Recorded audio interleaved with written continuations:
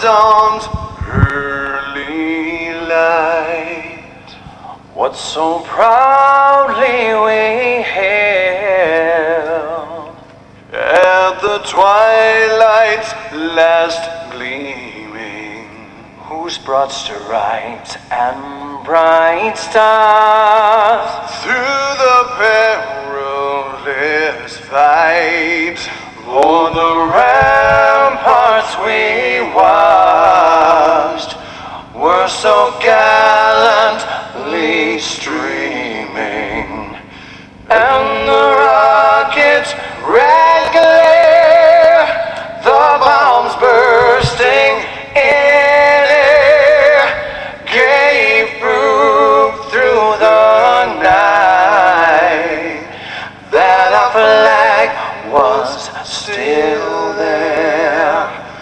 Oh, say does that star-spangled banner yet wave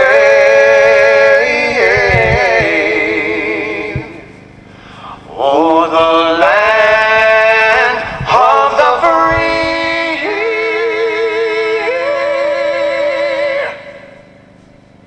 and the home of the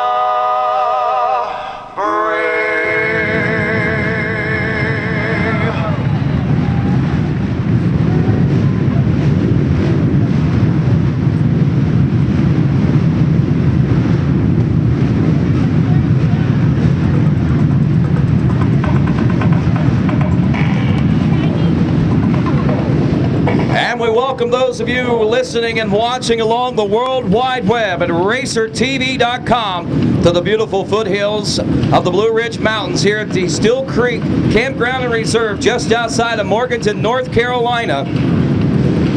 And of course, this is the FMF Steele Creek GNCC round number 3 of America's premier off-road racing championship and the world-renowned AMSOIL Grand National Cross Country Championship Series. Well, as you can see, a nice and cozy start line designed for the riders here today as they get set to tackle the mountainous terrain of North Carolina.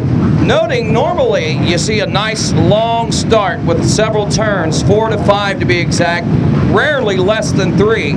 Today you go around the first turn, and as you round the second turn, you immediately find the first wood section here in North Carolina, and you're faced with mountainous terrain right off the bat. Riders are amped up, they're geared up and ready to go. Chris Borge today is working on win number 62.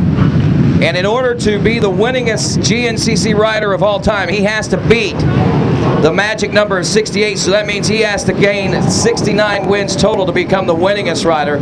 But regardless, with 4 championships under his belt and about 11 more rounds of racing to go this year, and if things go according to par and the way they have in the past, Chris Borge is going to be hard to stop as far as that all-time win record is concerned. But however, I got to tell you, the young gun Walker Fowler, man, he's coming, he's running, he's gunning, he's meaning business, and he wants a piece of the action. He wants to slow that process down, and he's not the only one. There are several riders all around, up and down that first row in the XC1 Pro class that are here trying to play spoiler today. Shut them down, guys. Shut them down. Shut them down. The blue flags are out, and we're less than 30 seconds away from going GNCC racing here in North Carolina.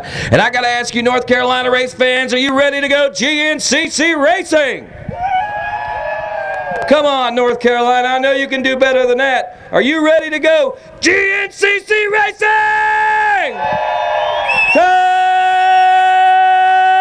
10 seconds. And row number 1, the XC1 Pro, will be off and rolling at the FMF Steele Creek GNCC. The Racing Woodhead Racing sponsored Whole Shot Award going to Chris Borge, and Chris Borge is going into checkout mode here today, folks. Chris Borge wants this win so badly, and knowing last year he got beaten right at the last turn by Taylor Kaiser, he's boiling and he's ready to go. The thing that he told me before he left, is I want this one today. I don't like this track. It's hard to pass. I got to get out front fast. XC2 Pro-Am coming up next. We got Matt Hanning, Bryson Neal, who's got 2 wins under his belt already on the 17. Landon Wolf, Josh Merritt, also Blake Kramer, Fred Marley, and more. Ready to roll in 10 seconds for the XC2 Pro-Am.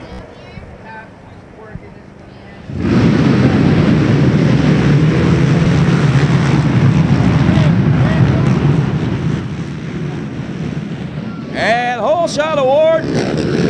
Oh! Trying to determine this one, but I think it might be the 18. I'm going to go with that right now. Landon Wolf, quite possibly with the hole shot. Vet A 28 plus coming up next. We got Todd Demery. We got Chris Barbie, also Nick Camilli, Travis Hill, Luke Reeves, Richie Brown, Brian Swartz, Brian Axline, Corey Blinkowitz, Gary Bryson, Travis Nicholson, also Arthur Blyston, Mark Lambright, Will Cashion, and Matt Pierce. 10 seconds.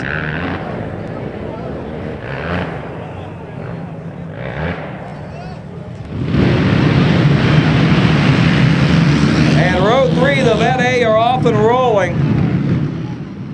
And that looks like Todd Demery out front. And that's exactly who it is. Demery on the 6th Racing Hauser Racing back machine out of Versailles, Indiana. College A 16 to 21-year-old class. Jay Shadron, Clint Graff, Tyler Wares, Levi Cohen, Doug Howard, Torrin Johnson, Spencer Modin, CJ Frazier, Dylan Kramer, Zach Sears, Garrett Harvey, also Cody Wolford, Kevin McCohen, Jaron Cochran, Blake Torrance, Cole Richardson, Cole Shiflett, Mitch Miller, and Marshall Goings. 10 seconds.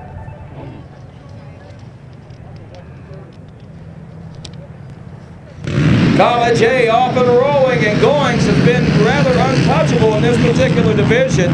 Jay Shadron's been back there knocking on the door as far as the first 2 rounds are concerned.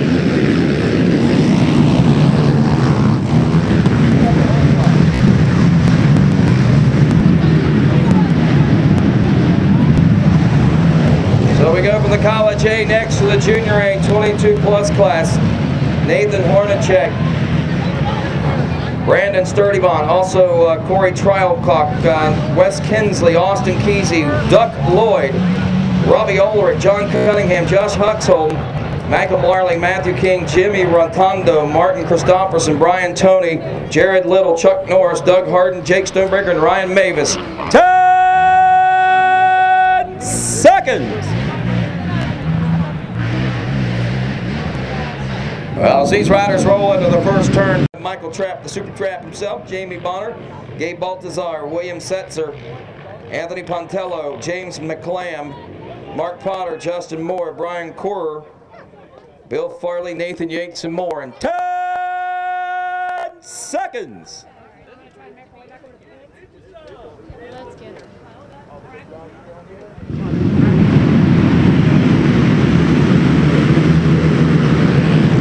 Watching this one around the first turn.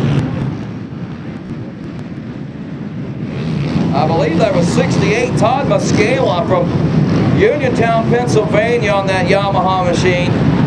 College B class 16 to 21 coming up next. Billy Hartman, Brian Hops, Cole Smith, Sean Calvert, Bryden Patterson, Logan Little, Daniel Waterman, Cody Taylor, Robbie Rosenberger, Derek Pitzer, Kyle Hemmingsley, Dakota Morgan, John McLam, Morgan Flannery, Logan Wagman, Travis Gross, Tyler McDaniel, Sean Benoit, Justin Hess, Emily Wise, Miss Emily 419, watch her, she could be a threat for the whole shot. Austin Parks, Brad Pearson, Cameron Bruce, Chasen Bush, also Justin Paul, Noah Landis, Dwight Pollard, also looking at Kyle Percy, Blake Churden, Anthony Barnes, Michael Cunningham, Anthony Herring, Kenny Schick, Dusty Bell, and Brett Cover. 35 riders into turn 1 in 10 seconds.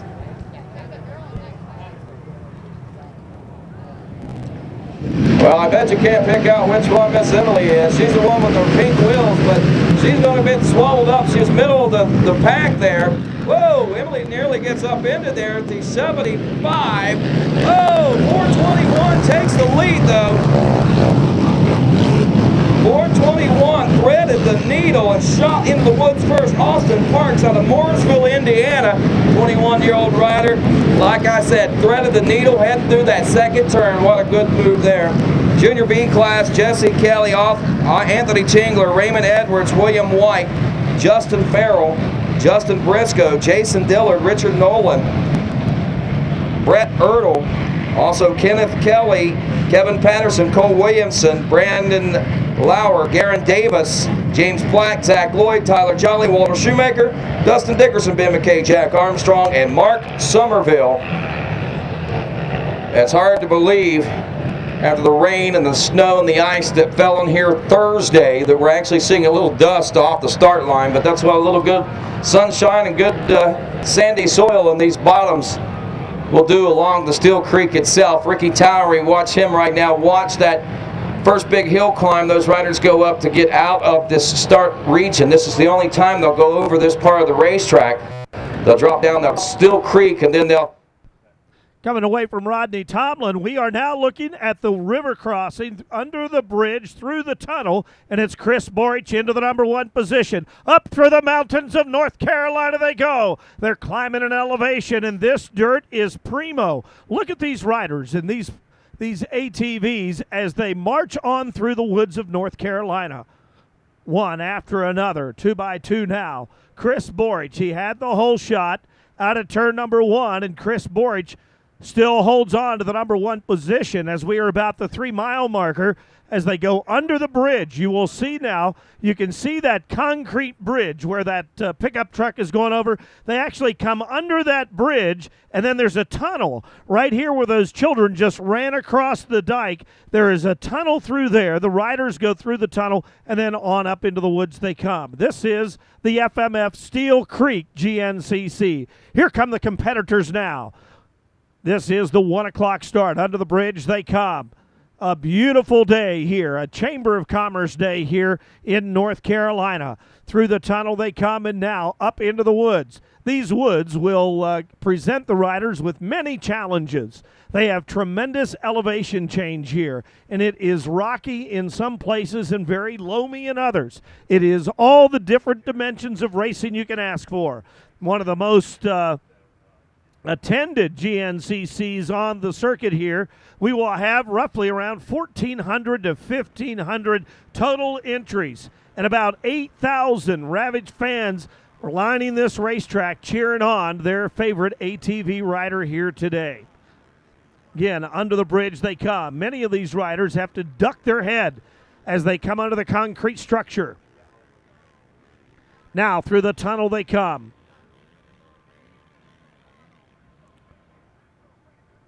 And the number 14 appears he's got himself an issue there, and that is Matt Hanna. Matt Hanna is stalled. His bike is stalled. He is off the machine. Matt Hanna out of New Concord, Ohio, on the GT Thunder Spider Graphics machine. The 30-year-old is now running up into the pit area. He is going to try to commandeer some tools, and Matt Hanna here from the XC2 class, he sits dormantly alongside the racetrack.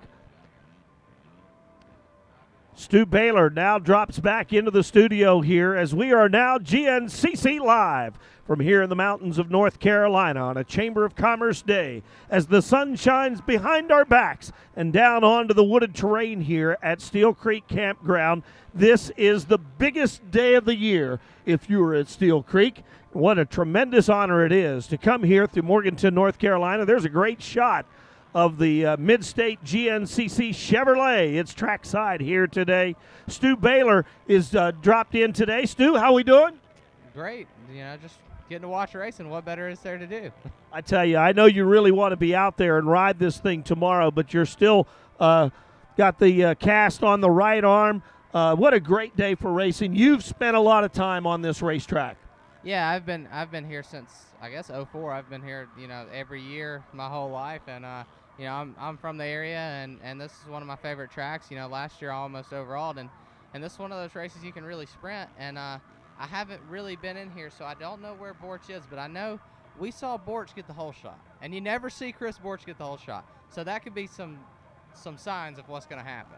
Boric stayed out in front. He came first under the bridge and through the tunnel, and now he is up in the elevation here. It's Matt Hanna, the story today. Matt Hanna came right through that area. There are thousands of fans down there, and his bike is now lifeless alongside the racetrack.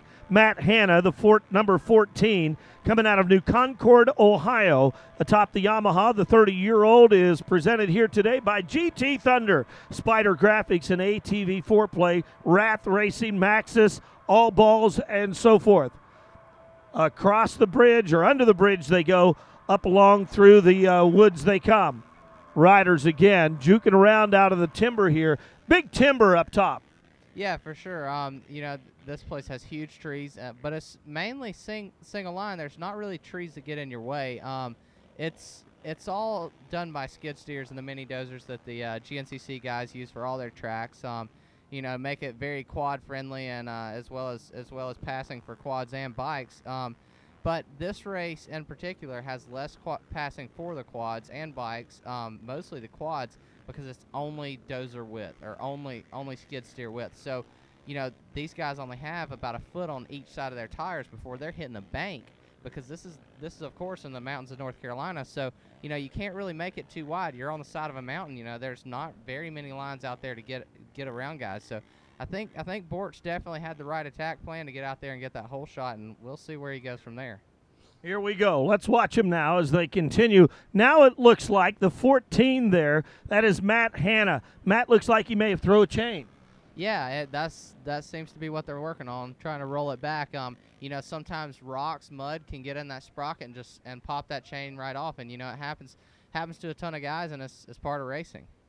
So Matt Hanna and his team, they're working on that motorcycle or ATV, trying to get it up and running. Meanwhile, Chris Boric holding on to our number one rider. A whole shot for Chris Boric at that, and that is uncommon for the multi-time national champion, Chris Boric, hailing from Pennsylvania, Sunbury, Pennsylvania, and he comes here today giving it his all here at North Carolina.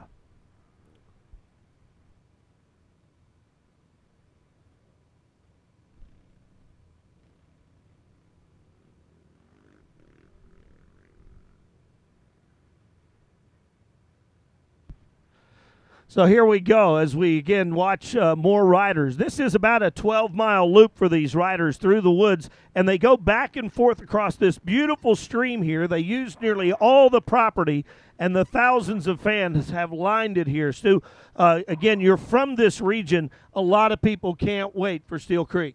Yeah, for sure. You know, I know Cody Gregg actually lives right down the road, and he's one of the XC2 bike guys, and he's been posting pictures all day or all week, really, of people kind of coming and going, and the locals putting some racing stickers on their cars, getting ready to come to GNCC racing and get ready. And you know, I'm actually closer to the South Carolina track, and we don't see near as many locals as we do for this North Carolina one. I know more people personally that come here. You know, this is a huge race. You know, always awesome weather. You know, it's a beautiful place. It's an awesome resort. And, you know, it's just another GNCC for me. But for these guys, you know, it's the best one to come to. It's the best one. There's no doubt about it. When the show comes to town, they all love it and love to run it. And now we are seeing continuing. Pretty big group of ATVs down on the starting line today as they came out into the woods. And we are, again, this is about a 12-mile loop. We've got cameras about every 3 to 4 miles.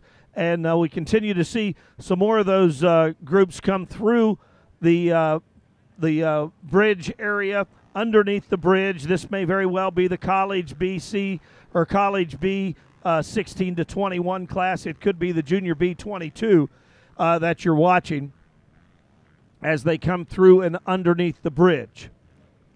So Chris Boric getting the whole shot. Getting the whole shot of the XC2 is Landon Wolf out of Manchester, Maryland. Suzuki rider, 18 years of age, was able to get out in front. A little bit of a different start setup here today as it was somewhat compressed down there, somewhat of a condensed starting area, Stu. Yeah, it's totally different. I can see exactly what GNCC's done here. You know, being in the mountains, of course, there's not much parking, and we're squeezing every little bit we can. And they've moved the start from the normal parking area to get more people into this place so we can have more fans here. and they've changed the starting spot to just up the hill. There's another flat spot, and you know, it was neat the way they did it. You know, there was actually a bottleneck in about the 5th turn. There was a nice little hill climb for the riders to pile up on. You know, it's just something different. You know, it's GNCC racing. You don't know what you're expecting or what to expect when you come. We just saw the 363. Justin Moore out of Salisbury, North Carolina. 32-year-old Yamaha rider made it through and under the bridge. And we are still seeing some of those riders. Justin came out of the Vet B 30-plus class, so we should be seeing the College B come by real quick and the Junior B 22-plus as these riders now coming through the tunnel.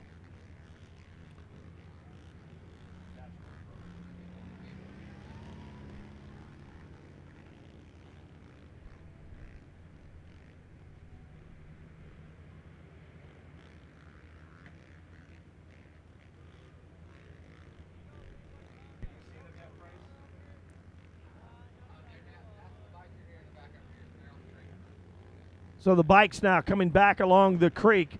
They'll be coming up through the infield here before long. Chris Borich still holds on to the number 1 ride, best we can tell. We'll be waiting on updates from out in the woods.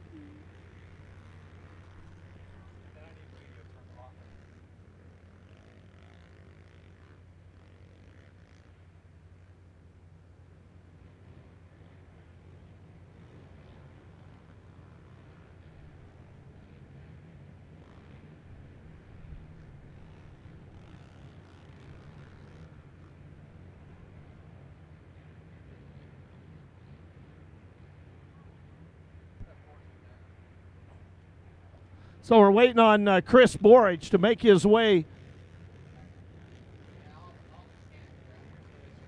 back in, and it looks like the mechanics are waiting now, so Chris Borich should be making his way back in about the halfway mark of lap number 1.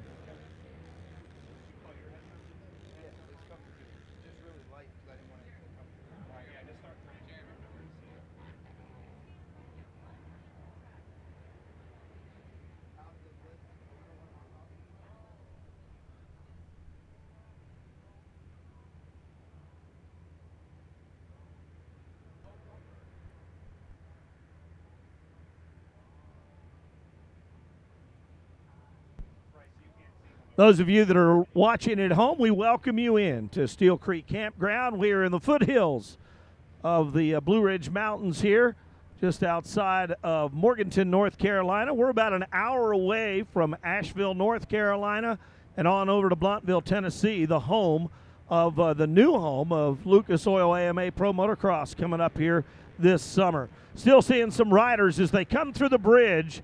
And alongside the Mid-State Chevrolet GNCC truck, back up into the woods they come. Again, waiting on Chris Borich, who should be coming out of the woods just momentarily. We can see some of the mechanics scurrying along. And, Stu, this is a very important time of the race to get a good pace set. Yeah, you know, right now it shows, it can either show how weak you are or how strong you are. It can show your strong points and your weak points, you know, times 10 right now. It shows if you're smart or if you're going to make that dumb move to try to get in the lead quick. And, you know, right now for who we saw, McGill and Fowler, those two guys are second and third for points. They're probably making some dumb moves, but they kind of have to. And Borich, I'm sure, is just setting the pace just to show the guys that he's the smartest one out there and that he's the toughest one and the man to beat. Certainly an animal, Stuart Baylor. Getting after it here today, live from North Carolina, the Steele Creek Campground. The leaves are not quite on the trees yet, but you can see these folks are in short sleeves and shorts. It is a beautiful day here, 70-plus degrees as we move into the afternoon hours. Here comes Borich now. Borich comes along the house. You can see the FMF GNCC as Chris Borich makes his way in and out of the S-turns. That's Chris Bithell, they tell us. Bithell now into the number 1 position. Perhaps that is Borich back into the number 2 ride. It is Bithell into the number 1 ride. Borich now into the number 2 position. Here they come through the S-turns. Down by the Moose cool-down zone. getting it sideways and flat tracking it now. Through the transponders they come. And Bithell has gotten around Chris Borich. Bithell making his way on the number 4 machine out of Irwin, Pennsylvania. Chris Borich also from up in Pennsylvania near State College into the number 2 position. So Stuart Baylor, it is Bithell that was able to come in and take on this number 1 position. Hello everyone, back onto the PA system here at GNCC. Heading their way around the racetrack. So Chris Bithell holding on to the number 1 ride. It is Chris Borich into the number 2 position. Stu, these guys are all going after it. Yeah, for sure. You know, last race we saw Chris Bithell run one super great lap time after he had his problems in the pits. So, you know, he's moving through the A riders, the XC2 riders, and he was faster than Chris Borich and Walker Fowler, who were actually battling at the time. So, you know, he's a super strong rider. He jumped on a Suzuki this year, which is what Borich has been obviously winning on for all these years. So, you know, I think he's really comfortable here, and maybe we'll see him be able to run or maybe beat Chris today, or Chris Borich. Sorry, they have the same name. Here we go. Let's watch them now as they make their way through the racetrack. We'll be getting the live timing and scoring in here just momentarily. But Chris Borich now sits behind Chris Bithell, both of them Pennsylvanians, as they make their way in and out of this exciting day of racing here. Stuart Baylor, one of the KTM prodigies here with an injured right arm, has now come into the announcing booth, and Stuart Baylor being involved here with GNCC Live, the live streaming. Those of you that are watching at home, we've got Stu. They've checked in from California. We've got a nice group out of Pennsylvania that are already checked in online here today. The state of Florida is checked in. Now there's Tennessee. Texas is online. Louisiana, look, Idaho just now checked in online. They're all listening and watching online at GNCC Live. And we are very proud of this product. It's a work in progress here as we see these riders making their way around this racetrack. An exciting day of racing here at one of the premier off-road racing facilities in all of the land. We are at the FMF Steele Creek GNCC, part of the AMSOIL GNCC. This is stop number 3 here today.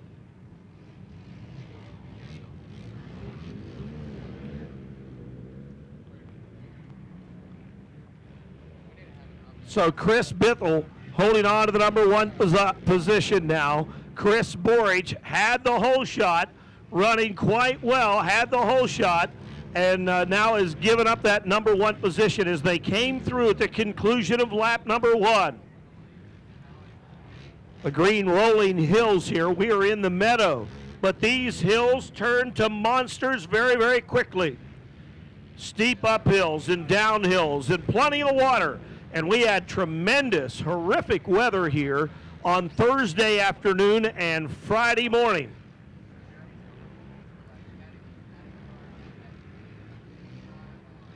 And so the area still has a lot of moisture here, still very much springtime here in the foothills of the Blue Ridge Mountains here in North Carolina. Tim Cotter sitting in the seat here today.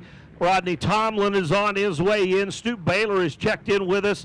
And it is a beautiful day, a Chamber of Commerce day here at GNCC for GNCC Live. Rodney Tomlin steps into the box. Rodney, a great start down there. A lot of riders trying to make that first uphill. Oh, you are kidding. A non-traditional.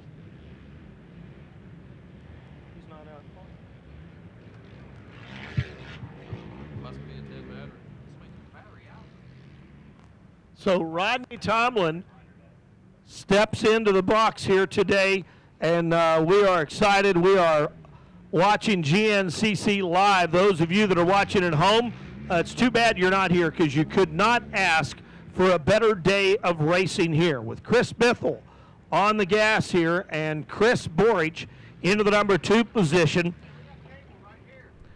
Looking here for the XC1, we've got Walker Fowler out there as well, and Jared McClure and Kevin Yoho.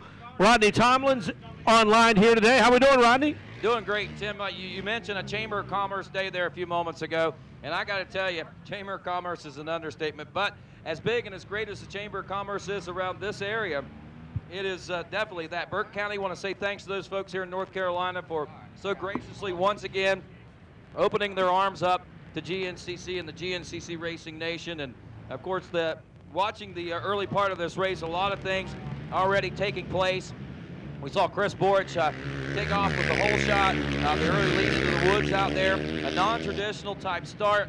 You know, we were talking about that a second ago, and it's basically one turn, almost 180-degree turn at that, and then you're almost instantly into the woods. So a little different on the GNCC start, and starting very critical and crucial here in the hills and mountains of North Carolina, as we are joined again by Stu Baylor, and we have our pro riders rolling through the VP Fuels Pro row right now, and obviously no one stopping in for pit stops just yet, but everybody excited and anticipating what the rest of the day is going to bring. Yeah, for sure. You know, like you were talking about the start, you know, it benefited Chris Borich, so we never see. We just spoke about it a little bit earlier, but you know, I'm thinking it's an attack plan. You know, maybe Chris can rip these hole shots. Maybe he just doesn't want to. But this is the one track where you almost need it. Yeah. You need to be up front. You need to get up there because it's hard to make a pass on this one-line track. Yeah, I was talking with Chris Borich just moments before the start of the race, Stu Baylor, and he told me that he goes, you know, of all the tracks, this is probably one of my least favorite, only because it's hard to pass. He says it's fun to ride. It's an extremely fun track to ride, but the passing on an ATV especially is very difficult here. Yeah, for sure. You know, it's one line for these guys. There's only a couple places that you can pass the whole day. You know, you've really got to take advantage of them when you can. You know, for Chris, who loves to come through the guys, you know, it's difficult for Chris because he likes those passing lines. You know, he likes to sit back there and he likes to strike late. Yeah, and if you remember last year here at this very event, Stu, we had a wire-to-wire, a battle right down to the wire with he and Taylor Kaiser, who isn't here with us this year. But he and TK actually, I mean, literally going head-to-head, nose-to-nose, and side-to-side, slamming off each other. And Borich actually ended up upending and was on his top there for a little bit and dropped to third place to finish this one last year. Yeah, there was, you know, there was a little more out there than you could even see. You know, I talked to the guys personally. You know, I like the quad guys and I hang out with them. And from what I heard, there was a little bit more banging than just what you saw there. Yeah. There was some that kind of went through the whole last lap, and I think, you know, I actually didn't watch the finish line. I heard all these awesome stories, you know, and I was actually at the creek crossing right before the finish. But whoever crashed too, I think it was a statement for all the stuff that happened in the woods. Yeah, I think so. Exactly. That's exactly what it was. And it was an exciting finish, to say the least. But, you know, amazingly enough, that was as tight a one as we saw last year, and it never really finished that tight with the ATV riders the rest of the season.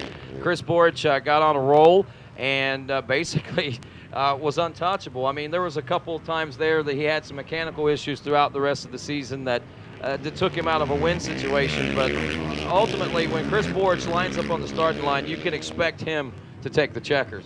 Yeah, for sure. You know, Chris is super strong, but, you know, we talk about expecting him to take the checkers, but, you know, there's a new guy. There's a new guy on the block, Walker Fowler. I mean, you talked about having a close race. Well, I mean, how was Georgia for close? I mean, it was all the way until the last 5 corners going in the finish line that Walker was, you know, Walker could make that move, and Walker made that one mistake that cost him. And, you know, he may not have been able to get around him. He probably couldn't, but, you know, there is that chance that if he would have pushed him just a little bit and Chris made that mistake, that he could have got that win. So, you know, Walker may be able to, he may be able to get him today. You know, Walker is gaining that confidence, that speed, and it's a quiet confidence. You know, I mean, Walker has never really been a boisterous type person, but at least in a verbal standpoint, if you watch his body motion and his body English, you can see whenever he's feeling it. And I can tell you right now, Walker is feeling it. He felt well going into today's race. I'm not real sure how things are transpiring for him out there right now, but we're still early in this race. We've got the first lap of the race underway, and we're still working on getting some scoring issues up here at the trailer resolved. We'll get you some official times and scores, but we got a rider coming in off the pits right now, out of the pits and heading back to his off the track and heading back to his pits right there. It looks like not real sure what's going on there, and that means that rider. That's the XC2 class rolling through. It looks like now, Stu, as you point out there on the screen. Those of you watching at home on RacerTV.com and GNCC Live. Those of you around the Pro Pits, the VP Fuels Pro Pits, saw Fred Marley out of Osgood, Indiana. I think he was one of the early leaders. Landon Wolf, if I'm not mistaken, though, I think got credit for the hole shot out there out of Manchester, Maryland. That was a tough one. That was actually a photo finish hole shot, believe it or not. I saw Ken Hill, the GNCC photographer, and from ATVRiders.com. They were reviewing it to see exactly who did get the hole shot there. Yeah, you know, they put what you talked about. You mentioned how tight the turns were in that, and for the first few turns, and you know, they didn't really have the length to put that line that they normally do, and it was literally in the second turn. So, you know, I could see where there could be one guy that wants to hold it on and make it to that second turn, where everybody else wants to, you know, get to that lead and stay on that inside. So, you know, I don't know exactly how it looked from there. I know from where I was, it looked like number 25, the guy that's leading now, I forgot his name, but it looked like he got the whole shot. Fred Marley. Yeah, Fred Marley, and yeah, I thought he got the whole shot, but you know, if Lana got it, you know, that's cool too. Yeah, I mean, they were neck and neck, side by side. Landon actually went into the woods first, so I'm not sure, but well, actually, I think he got past in that first turn of the woods. I mean, it was that intense going through the wooded sections.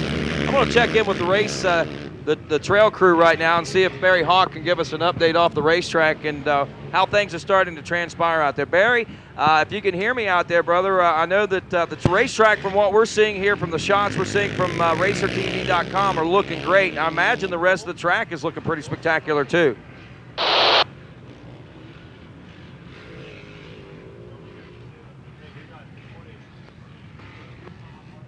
All right, we got a 4-mile mile. We'll check back in with Barry Hawk here in just a few moments.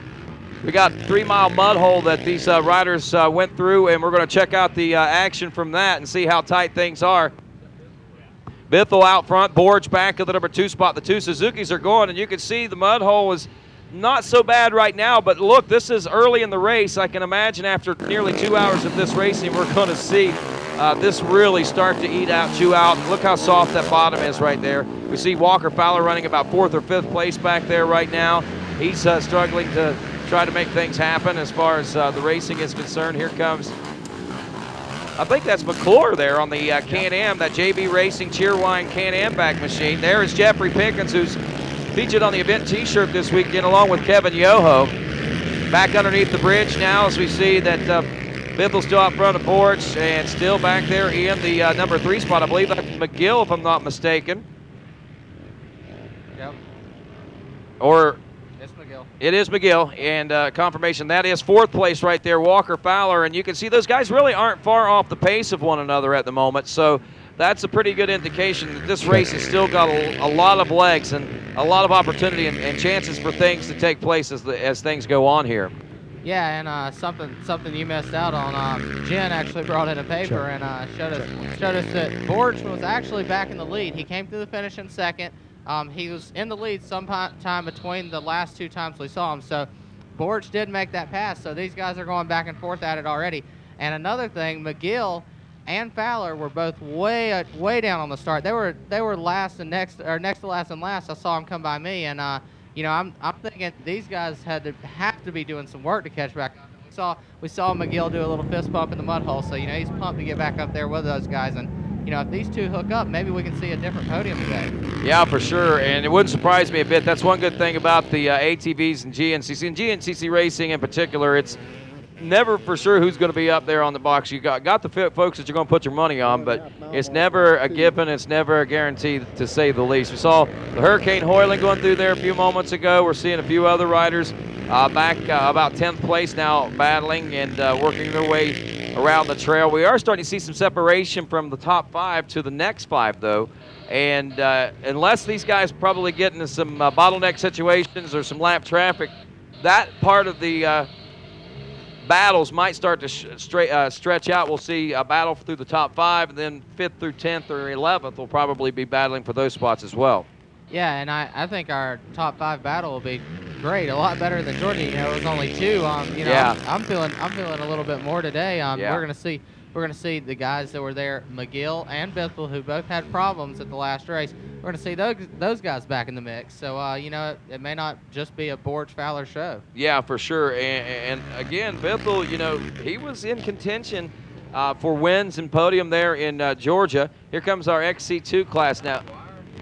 That might be Pat McGuire, LP, little Pat McGuire, your defending champion, the 591. And, you know, I was talking to him earlier today, too, and he told me that he was looking Bryson Neal back in second spot. He told me that he was looking to get out front and run scared like the rabbit that he ran like last year. That's what I always called him. He says, I got to get out front. I got to gap these guys early on, or he says it's going to be tough to beat them because those kids are not only fast, but they're tough. And whenever it comes down to that last half hour or so, these guys are racing in the ATVs, man. Fitness plays a big role in it. And LP's got a little better fitness than he had last year, but he's also looking at guys a little bit younger than him that might have just a little bit of an edge on him as far as that is concerned. Yeah, you know, these guys are definitely coming in hot. They're ready to take him down. You know, he's got the target on his back, of course, after winning last year. And something else. Okay, there's Landon Wolf there. Our last report from Jen said that Landon was in the lead, so I'm wondering if he didn't get stuck in that last mud hole that we missed with the XC2 guys. Yeah, quite possibly. That is a good likelihood, and if not there, I'm sure there's some other muddy areas. Remember, if you are from around this area or were watching any weather reports, Thursday it was snowing, it was icing, and it was raining like nobody's business. They said it was miserable here as far as trying to work and get everything prepped and ready to go, and it was pretty amazing how well things had dried out. We got the pits full on Friday morning, and everything is just transgressed perfectly, and you can see right now we've got some pretty ideal conditions as far as GNCC racing is concerned. For sure, you know, I've had people asking me all week, is it going to be nasty? Do I need to go? Do I not need to go? And I'm like, man, this is going to be the best Steele Creek you may ever see. You know, last year we had a little bit of bad weather, and it turned out a great race all last year. You know, perfect conditions. It actually rained during our race, the afternoon race for the bikes, and you know, it was one of my best races all year. I loved it. The track is perfect. You're up in the mountains, so it runs off straight into the big streams, and you know, it never really gets too bad. Though we have seen some really gnarly Steele Creeks in the past. Hey, check out that GNCC wrapped truck you see over there. That's our Mid-State Chevy truck, and that is the official GNCC truck supplier, and you can see why, man. It's a good-looking truck. It's got a nice wrap on it. I want to say thanks to Mid-State Chevy for supplying that vehicle for us here at the Grand National Cross Country Championship. We're watching action over at the bridge. This is one of the highly touted spectator areas as far as this particular event is concerned. But there are many other areas that are pretty spectacular as well, and one of those is the FMF PowerPoint. And the FMF PowerPoint is always one of those areas on the racetrack that create a lot of obstacle and a little different challenge. A lot of it sometimes is even man-made. Here's our FMF PowerPoint for this week. Riders coming through and approaching what looks like a actually this you can't probably tell it by looking at this, but this is a rather steep uphill section of this race course. So the riders are trying to maneuver through this, and unfortunately, I don't think that the camera angle is actually showing how steep this particular part of the track is. And Stu, you've been out here on this track. That doesn't look like it's very steep on here, but when you get out there, it's really steep. Exact section. We run it all the time, every year.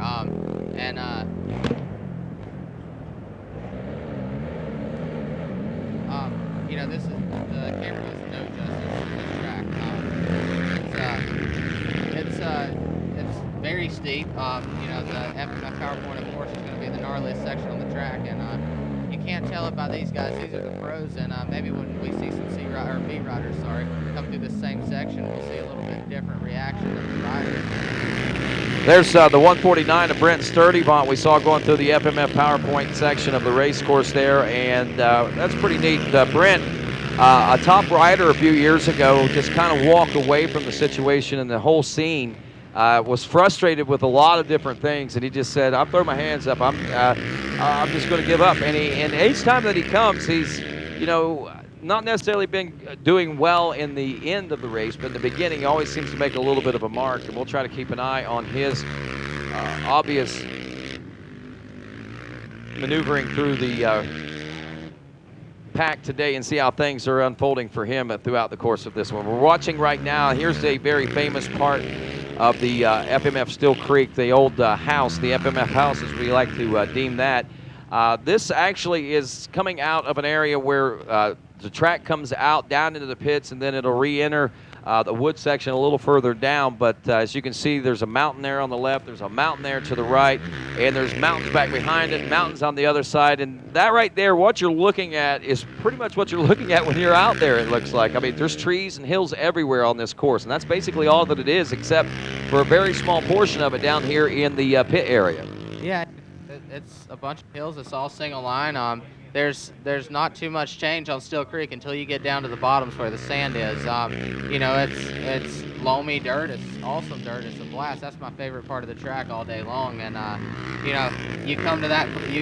There's sections in every track. You come to that one place and you're just waiting for it to happen. You know, you're waiting to get to that spot and rail that one rut or kill that one turn or hop that one ditch. You know, and these guys are thinking about that bottom section, how fun it is. And you know, that's the only place really that there's passing out here, down at the bottoms where these guys can make those passes.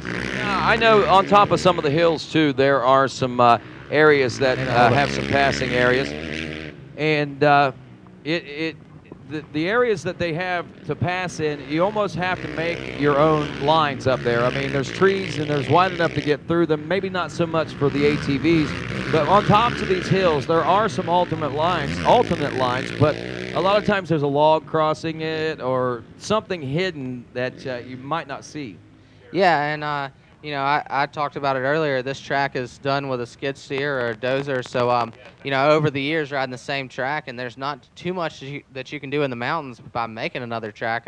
You know, it just gets so gnarly with all the roots and stuff. They're past the roots, and it's like a 3-foot wall on each side of them. And I remember when I first started coming here, you know, it wasn't so bad. You could get out of it, and now it's gotten to where you almost can't get out of the ravines that the skid steers are making just to try to fix the track for the following year.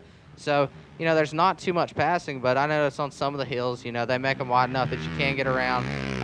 You know, but if you're both on a 450, you don't really have any other power over the other guys, so you can't really make the pass on a hill. You've got to find that line, or you got to wait for that mistake. Yeah, that's very true. So tops of the hills, like we say, are probably some of the better areas, and these low-lying areas, the field sections along the creek and stuff, are about the only opportunities that an individual has. We see, again, you know, what we're watching there is a very interesting part of the race course. We should be seeing our leaders come through here fairly soon, and just apologizing to everyone that we are working on getting our scoring and timing here to the TV booth. And in the meantime, we're going to take a break right now, and we'll be back with more from the FMF Steele Creek GNCC. It's round 3 of the Amsoil Grand National Cross Country Championship.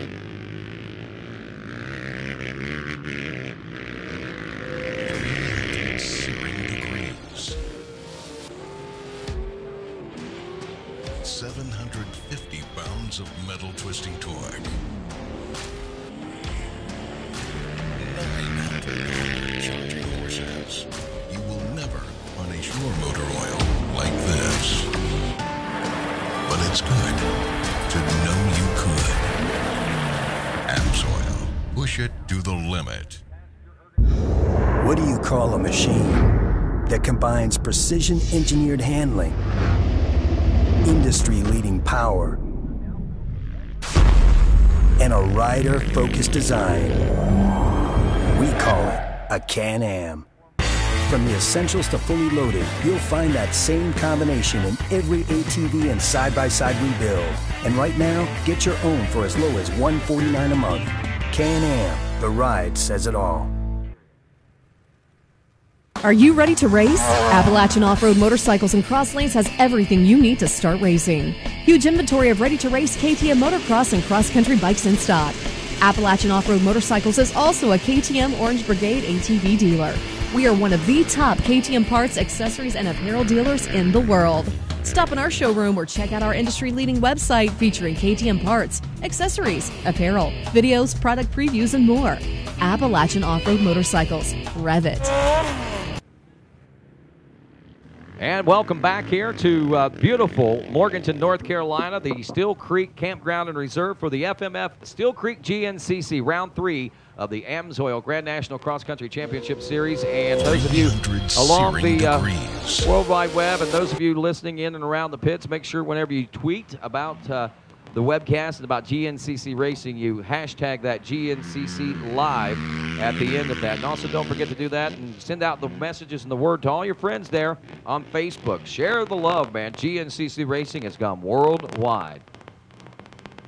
Well, back here at the racetrack, and we are waiting for more opportunities. Actually, with the mountainous terrain, we're finding that radio traffic once again is becoming a little bit of a difficult aspect of our broadcast here in beautiful North Carolina. But, you know, there's some things that you have to suffer in order to get the greatness that we have here at Steele Creek. And as I said, one of the more picturesque and beautiful facilities that we come to, foothills of the Blue Ridge Mountains. And as always, Burke County opening up their arms, rolling out the red carpet, and embracing the GNCC Nation with like nobody's business. And it looks like we got some pro traffic coming this way now, and here comes the battle for the #1 spot. Looks like we still got Chris Bithell out front with Chris Borch. It's CB4 and CB1 going 1 and 2 right now.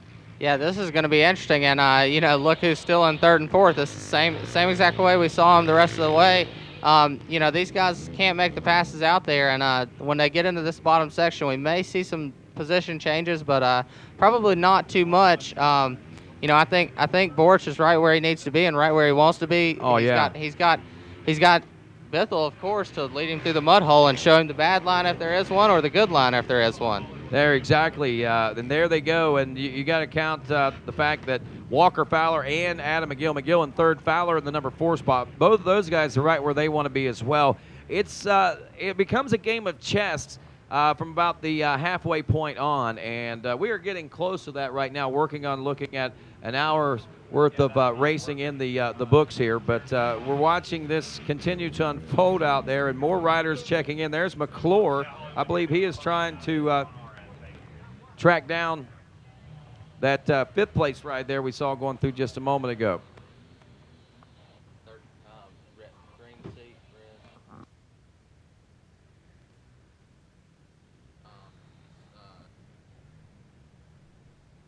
All right, I believe that might have been Hoyle in the 13 machine running into the #5 spot. We'll have to double check that. There's the #12 of Jeffrey Pickens.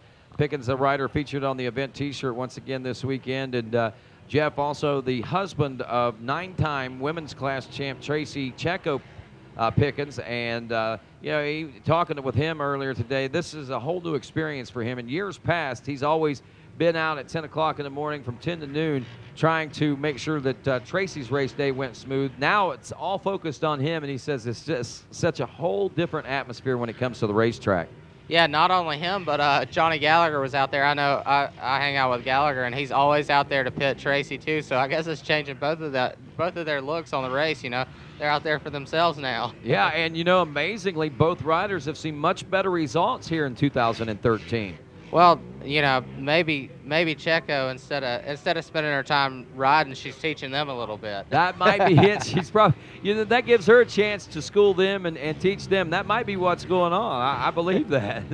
Yeah, I mean, she flies for sure. I mean, she's a great rider, and it sucks that she's not out there for the morning class now. You know, of course we've got Dave Simmons winning all those now, but wow. You know, Checo was always right there with the overalls with the guys. So she's a super great rider, and maybe she's sharing some knowledge with those guys. She kept it under her hat for a lot of years, but now that she's not riding anymore, she's willing to share it, I guess. That's pretty funny. But, you know, we got a really great women's class that is starting to develop in that ATV class again. We've seen the, I guess you could say, passing of the baton from 9-time champ and Angel Atwell, actually, Tracy Checo, and then Angel Atwell, who's also a couple-time GNCC champ. She is retired. And I believe that it may be McGuire. Let's see if we can't get that. It should be an obvious number 9. He's a 591, but he's got a little 5 and a little 1 there. And there is somebody out of this one. Oh, that's not a pro rider. It is a XC2. No, it isn't. I thought that was a green number plate. Don't know who that was, but he's out of it.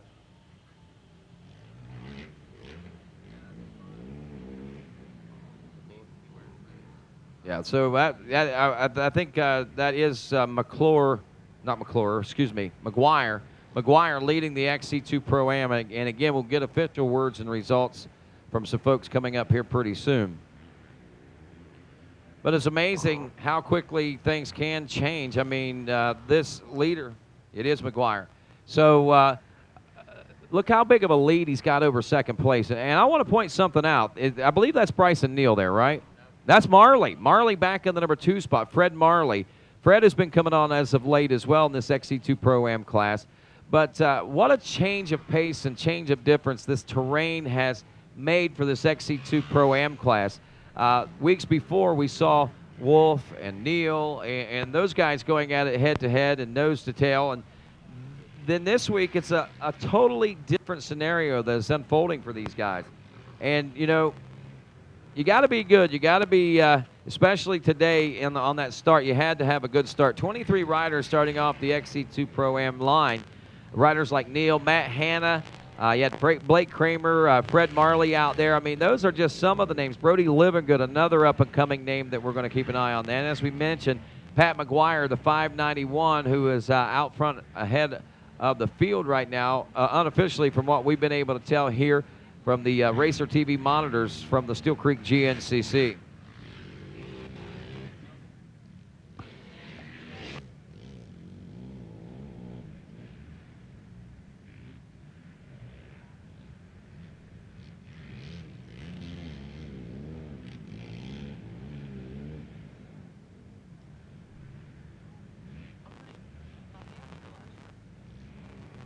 He might have.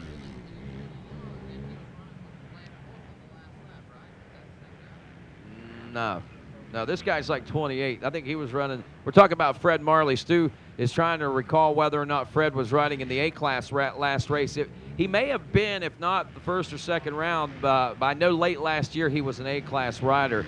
And regardless, he's making a wave in the XC2. Here we are, pit stop starting right now on the BP Fuels Pro Row. And right now we see that Chris Bithell is in.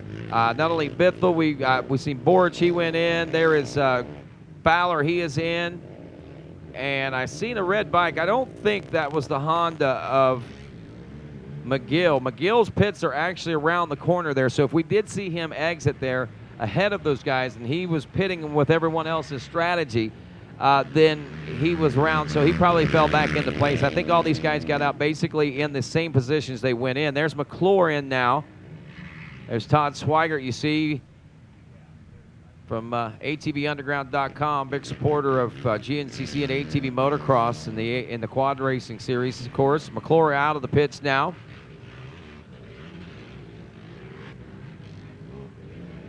So the race is actually starting to stretch out a little bit, except for that front four. The front four giving us that heated battle, that excitement that we look for and we thrive for in GNCC racing. And honestly, sometimes that front 3 or 4 or 5 guys is well worth the price of admission just to watch those guys go around the racetrack. But you get to throw in some 300 or so other guys out there, at least a couple hundred other guys on the racetrack with them.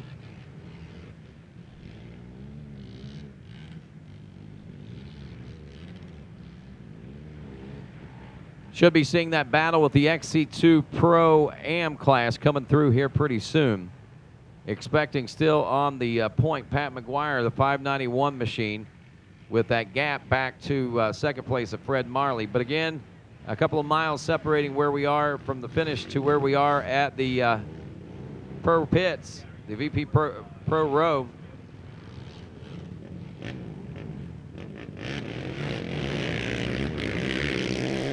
Pickens in to get a quick fuel stop, I believe.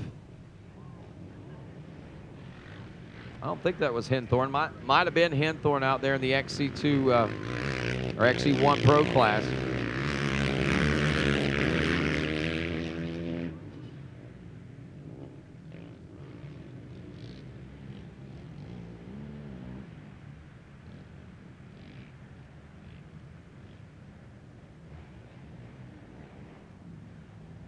So a little research, and it restarts Stu's brain there. Actually, Fred Marley was a top amateur late last year, if memory serves me correct. I do remember him getting those actual honors and so forth. But right now, Stu doing some more research. He's trying to. Let's go ahead and check in with the XC1 Pro class, and then we'll go to the XC2 Pro AM class.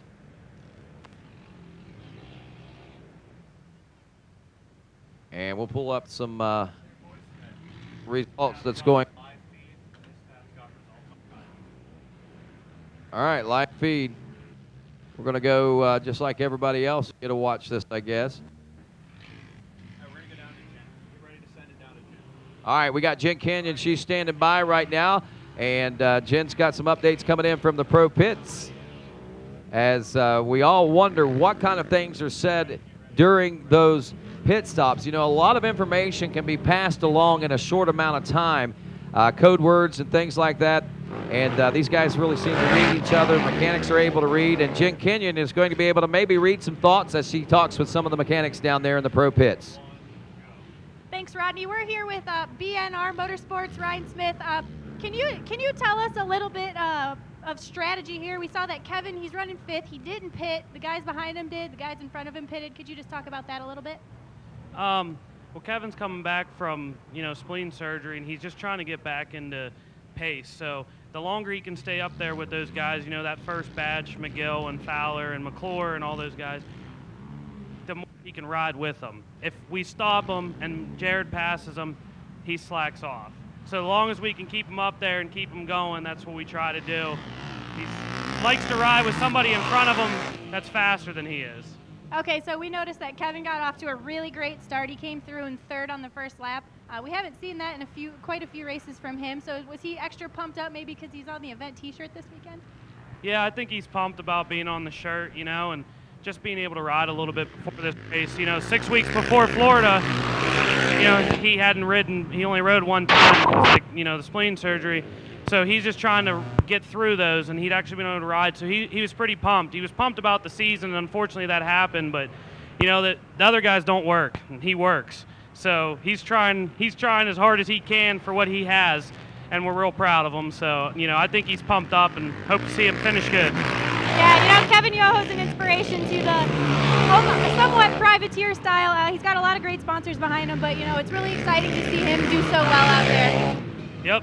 All right, well, hey, thanks for talking to us today. All right, thank you, Jen Kenyon. I tell you what, that's a pretty good, insightful report come from over there in the pits. And like they said, Yoho is kind of like an old school GNCCer. Stu, even before your time, it used to be, I remember we would come to the races and we would talk about people being in shape. Some had the opportunity, only a handful of the elite riders had an opportunity to come down and train all winter long. The rest had to actually train themselves into shape as the season went along, and that's kind of what Kevin Yoho does. And even more behind the 8 ball this year for Kevin is the fact that he busted his spleen over the winter time, and he was off the bike for several weeks. But the good news is he says he's back up to 100% as far as the health is concerned, and he's almost at 100% as far as strength is concerned, and he says he's feeling pretty good. So don't be surprised if you don't see a good result out of him today.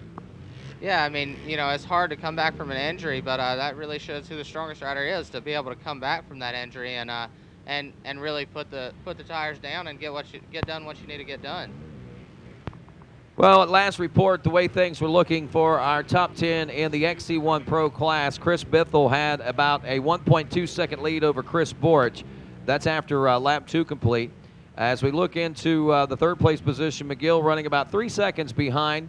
As we look to Fowler in 4th, another 9.3 seconds. Starting to see that gap open up just a little bit there as those front 3 are starting to go into checkout mode. Yoho, who is, again, in the number 5 spot, 12.5 seconds behind Fowler right now. Yoho, I think, was probably inspired by Johnny Gallagher's big podium position finish in Georgia, because he and Johnny actually do a lot of battling. They did a lot of battling last year, and wheel to wheel. I mean, all year long, we didn't really get a chance to see it so much from our standpoint, but if you were out there paying attention, you saw how intensely they battled against each other. And that was a good incentive kick, I think, for Yoho. And to see him up here in the number 5 spot today, I think that right there is proven positive. Jared McClure running at the number 6 spot right now. It was right on the rear wheel of Yoho. Pickens back in 7th. Then we have the Hurricane Eric Hoyland in 8th. 9th spot, Braden Henthorn, the rookie. On Team Woodhead, and in the number 10 spot, Johnny Gallagher. Johnny G, man, talking about not backing up what you did the race before. Johnny's not backing it up, but I tell you what, again, different conditions, different scenarios, and the terrain, man, it's so unforgiving. You make one mistake out there, get caught up on a route or up on the high wall or something, especially on an ATV, you get high-sided or something on a berm or a rut, man, you can lose a lot of time real fast, and you see that happen a lot. Yeah, and, you know, if you get back on this track, especially like we've talked about multiple times, you know, it's hard to make that ground up, especially on 4 wheels rather than 2. So, you know, coming back through this group of guys, it's going to be difficult for him to get back up to where he needs to be. You know, especially with the XC2 guys catching him, you know, you never really know what's going on out there, you know, but you may see the XC2 guys hook up with him, and he may be able to run down at least a couple of the guys and pick them off and get that top 10 position or top 5 maybe if he can really put the hammer down. For sure. And let's go ahead and take a look at the XC2 Pro Lights class. I got a couple of different sources I'm trying to look at right now. This is the XC1 that we've got pulled up there. Let's go ahead and pull up the XC2. And that Pro-Am class is, I think, going to be a rather exciting one to keep an eye on today as well. Although, surprisingly, those guys are spread out quite a bit. Pat McGuire is out front. Fred Marley in second. That was Chad Jones, the 220. Okay, Jones is another new name to the podium position contention right now. That's a name that we haven't really seen a whole lot of or even heard a whole lot of here in the 2013 season. And to see him up there in the number 3 spot in front of Landon Wolf right now, who is 4th. Tommy Kuntz, who is rounding out the top 5.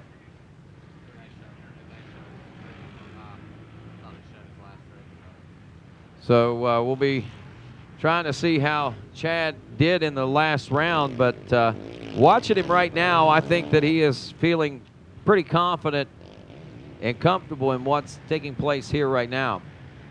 He's riding the 220 out of Oldenburg, Indiana, sponsored by Hilltop Motorsports, Z-Pros, Silkaline, and ITP, just to name a few of those.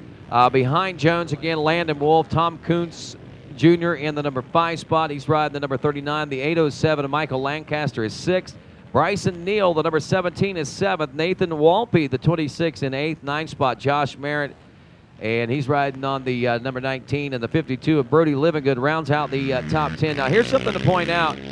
Your first 2 race winner, and I might have jinxed this guy. His dad told me, shut up, Rodney, you're going to jinx us. You're going to jinx us. I said, I can't jinx you, man. But regardless, I mean, he has been the dominator, the commander of the XC2 Pro-Am class the last couple of rounds. And this kid just stepped up into it from the College A class last year.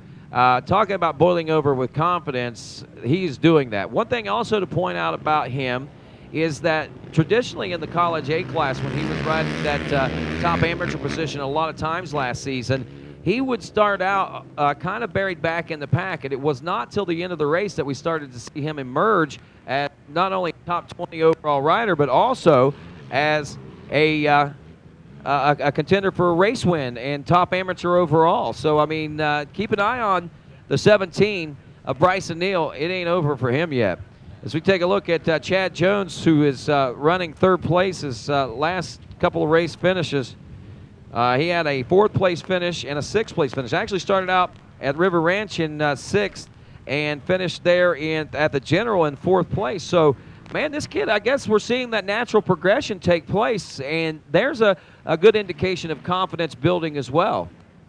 Yeah, for sure. I mean, especially I haven't heard the name before, so maybe he's just coming into this, and you know, he's from Indiana, so down in the sand, you know, it's totally different riding. He's hours from there, so and I haven't heard the name, so I don't know if he's out there training with those guys, but you know, the guys that he's beaten have been there all winter long, so you know, just to run with these guys, you know, he's doing great, and maybe we'll see more of his name as the year goes on. Yeah, and I can tell you something about this guy. He comes from the Indiana hotbed area, the IXCR area up there in Indiana, and That's the same place that we see some of the Marshall Goings, who's so fast out of that College A class. He's one of those fast guys. Marley is also out of the Osgood, Indiana area, so, you know, he's one rider to be expecting to see up there. Another Indiana hotbed rider to keep an eye out for is going to be that number 26 of Nathan Walby. Now, we'll do that in just a moment, but I've got things up and rolling, and as we are looking now at an hour and 6 minutes into this race, we're at the halfway point, and it's time for the Mid-State Chevy Midway Report. Be sure to log on midstatechevy.com to find out the great deals they've got going on there. Of course, they're stacking them deep and selling them cheap, they say, at Mid-State Chevrolet. midstatechevy.com bringing you the Midway Report. Chris Bithell right now at last report was leading Chris Borch, your defending GNCC champ. Adam McGill running in the number 3 spot. Walker Fowler was 4th. Kevin Yoho was running 5th. Jared McClure was 6th. Jeff Pickens in 7th. The Hurricane Hoyland was running 8th. Braden Henthorn in 9th. And Johnny G. Gallagher rounded out your top 10. One of the XC1 former top riders and now an occasional rider, Brian Cook, who's won this race here before, checked in the number 11 spot, and that was it for overall as well. Pat McGuire checks in 12th place overall. He is your leader of the XC2 Pro-Am.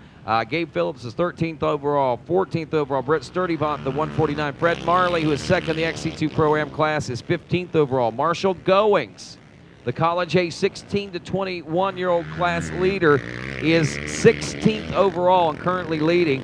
He is ahead of fellow Indiana native there, Chad Jones, who's 3rd in the XC2 Pro-Am class right now, who's 17th overall. So, figuratively speaking right now, Goings, if he was racing with the XC2, would be sitting in 3rd place in that class right now. But he's 16th overall after time adjustments from the College A division. Jones is 17th. Cole Richardson from the College A, he's 2nd place in that class and almost 45 seconds behind Goings. He's running 18th overall. Landon Wolf, 4th. Actually, I believe that might put him it is 4th place. In 19th overall in the XC2 Pro-Am class out of Manchester, Maryland. Tom Kuntz, the number 39 out of Fayetteville, Pennsylvania, rounds out your top 20. He's an XC2 Pro-Am ride. But our top amateur right now, 45 seconds ahead of anybody that's close to him, who's 2nd in his class right now, once again, is Marshall Goings. What's that? He's tied for 2nd, actually, right now in XC2. It looks like 51.16 and a 51.16. So he's 0.04 of a second out of 2nd place in XC2, and he's fighting through these XC2 riders from the A class. Wow, that's impressive, and that's another thing to another obstacle that you got to throw into that, and that's what makes it probably even a little more impressive. And a question I got, though, Stu, I mean, you got these kids, and we're going to go on with our halfway report here in just a second, but I got to say, and you've been in these situations before, you're so far back, how do you find the incentive? How do you find the speed when you're buried that far back in the pack to run that way? And then, and you can answer this question as well, because you get nose to nose with those guys, it doesn't seem to be as easy to race against them as it is to race against their ghosts, so to speak. Yeah, you know, right now he's just kind of trying to fight his way through the XC2 guys and learning as he's going through them. You know, he can watch his lines or their lines and figure out exactly where he needs to be on the track. You know, he's watching them get stuck in the mud hole and getting around those. And you know, on tracks like this, it's hard to make up that ground. And you know, I'm seeing that this kid could be the next Chris Borch. You know, I think he's only 16 years old. Man, that's amazing. And I wrote it in Quickfill there the other day. Chris Borch has got many more battles in this war that is being waged against him for that championship, and he's going to have to be on his toes to stay the leader of this kingdom, man. Right now he is. He's right in position where he needs to be, but there's a lot of young lords that are making their way up through the ranks that's got their sights set directly on him. Let's take a look now at the rest of the XC2 field and the rest of our classes in our Mid-State Chevy halfway report here. Pat McGuire, Fred Marley, Chad Jones, Landon Wolf, Tom Kuntz, your top 5 in the XC2 Pro-Am. 6th place, Mike Lancaster, Bryson Neal in 7th. Nathan Walpe in 8th. 9th is Josh Merritt. And rounding out the top 10 is Brody Livingood. The College A class, your current leader in that one in the overall amateur as well. Marshall Goings, the 997 out of Petersburg, Indiana. Cole Richardson, the 733, running second out of PA. Jay Shadron out of Mount Pleasant, Pennsylvania, who's been the thorn in the side for going so far this year, is back in the number 3 spot. In 4th place, 41, Clint Graff from Harrisville, Pennsylvania. 5th spot, Kevin McCohen, the 505 from Upper Marlboro, Maryland. 6th place, 45, Tyler Wares from Marietta, Ohio. Blake Thomas from Waterford, Ohio. The 636 is 7th. 8th spot is Dylan Kramer from Shaquille Haven, Pennsylvania. 9th spot, C.J. Fraser from Avon Park, Florida. Mitch Miller out of Gloucester, Ohio, rounds out the top 10. It is Junior A Duck Lloyd from the ATV National Motocross Championship Series, and winner of the first 2 rounds of the Junior A class. Says, man, I love it out here in the woods like this. He's from Virginia, man, and he just loves riding his ATV. And Martin Christoffers in the 564 running back in the number 2 spot. It is Chuck Norris, old Texas Ranger himself, the 777 in 3rd. Austin Kesey is 4th. Josh Huxhold in 5th. Michael Marley is running 6th. Nathan Hornacek in 7th. John Cunningham 8th. Ryan Mavis in 9th. And Brandon Sturdivant rounds out your top 10 in that Junior A class. Moving on down in the field now of rides, we got the Vet A class. This one starts at 28 years old. Chris Barbie, your leader, out of Clemens, North Carolina, an 18-second lead over Richie Brown. Matt Pierce running in the number 3 spot. Todd Demery, who grabbed the whole shot in this one, is 44 seconds behind Matt Pierce. Another 40 seconds, Pierce is behind Richie Brown, and 18 seconds on top of that. So we're talking well over a minute, minute and a half, maybe pushing close to a minute and 40 seconds that Demery is behind the lead. So a win might be out of the question for him, but definitely got to redeem what he can on the day. Brian Axline, the 425, running in the number 5 spot. It's Corey Blinkiewicz, the 542, and 6th. 7th is Luke Reeves, the 334. 8th place, Travis Hill, the 315. 9th spot, Mark Lambright. And rounding out the top 10, Arthur Blystone aboard the number 716. Taking a look next at the senior AB class. This is a 40-plus class. Glenn Coriel from Wheelersburg, Ohio, leading that one, the number 362 by 21 seconds over the 704 of Rusty Repass. Repass from right here out of the North Carolina area in a town called Mooresville. I guess it's not Mooresville, it's Mooresville. About a minute from the leader, and we'll check in with him in a moment. Trevor Smoke, actually Mark Spatero running 4th there. Trevor Smoke in 5th. John Glauda, senior, is 6th. Leroy Shook in 7th. Chuck Horton in 8th. By the way, John Glauda, senior's son, John Glauda Jr., took 2nd, if I'm not mistaken, or 3rd overall on the podium this morning in the youth overall. So John Jr. did all right. We'll see what John Senior Glauda is going to be able to do. Leaders are, due in less than a minute. As Stu Baylor, we take a look at this finish line region. This is this part of the race right here could be the tell of the tape. I'm not sure I haven't seen a 2-lap board come out, and I haven't heard any discussion whatsoever on whether this is going to be a 4 or a 5-lap race. Conceivably, with lap times right now at 26 minutes, they're coming in about an hour and 15 minutes. This looks like it's going to be a 5-lap race to me. So we're 25 minutes into this lap right now, and that puts us, according to my calculations, should be seeing the leaders check in any time. And late in the race, things are starting to slow down, an indication that these riders are starting to catch some of the lap traffic, I believe. Well, that, and also you got to remember this was their pit lap. You know, they could have taken, whenever you do hit that pit stop, you take a breather. You know, you calm down just a little bit, and then soon after that, you really drop the hammer and get back out there. So, right now they're probably taking that breather, and here they are, and still in the same position that we saw them last. Look at this, coming into the finish line. Only a couple of bike lengths separating these riders each as they come in, and plenty of opportunities, I'm sure, to pass for these guys, maybe in the last lap of the race. And I think right now, Chris Borich is probably going to school watching Chris Bithell, studying what his lines is through here. You can see there's not a major sense of urgency for any of these riders right now. It's almost as if they're in a groove, in a zone at the moment. And I'm sure they're probably wondering, too, we're going to get the 2-lap car, we're going to get a white flag, what's going to happen here? And didn't see a white flag, so it looks like we got yet another couple laps to go. Yeah, and you were saying they're not really urgent to get out there, and right now they're taking the breather through this field section. It's not too rough. They're not beating themselves up. You really can't lose too much time in this field. So right now they're just taking their time, taking their breather, and wait until they get back in the woods to make the pass in the sand section they're about to come up to. Yeah, and here's an indication of some of that lap traffic. We see some of the other riders back there trying to work their way through. And McClure is right there as well. As we watch the finish line reach, and I'll give you the official rundown here. We got Chris Bithell, Chris Borich. It says McClure is third in the class right now, McGill, but I don't think that is necessary. Well, McGill, it says, hasn't checked in yet. Have you seen McGill check in? I thought he was right there with those guys. Yeah, McGill was sitting right in third, right behind the lead group. Okay. So McGill, then McClure in fourth, and what about Walker Fowler? Fowler, they got back here and now the number 6 spot, so that might have been Fowler that was having this. No, that's not right. Fowler was in fourth. That's what I was thinking, yeah. McClure was right behind him, and just behind McClure was, wait, sorry, I didn't see anybody behind him. Actually, it was about 12 seconds back with Kevin Yoho. Jeffrey Pickens another minute back off of him, and then Hoyland we saw come through. Braden Henthorn, actually, that was on lap 2. Lap 3, we've only seen 3 guys come through. Yoho does come through now. The way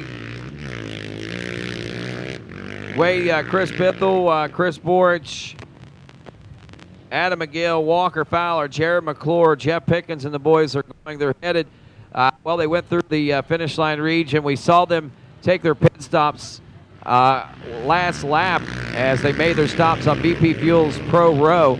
And we'll be catching a glimpse of what's going on there on BP Fuels Pro Row again. And, there might be a little strategy that might be taking place here for some of these riders a little further back. Some of the guys like Johnny Gallagher, Henthorn, and Hoyland that are in their own little battle, in their own little world right now. But we'll get you some official scores on what's going on as we wait and watch for the XC2 Pro Am class. I believe that's not the battle, is it, for the lead?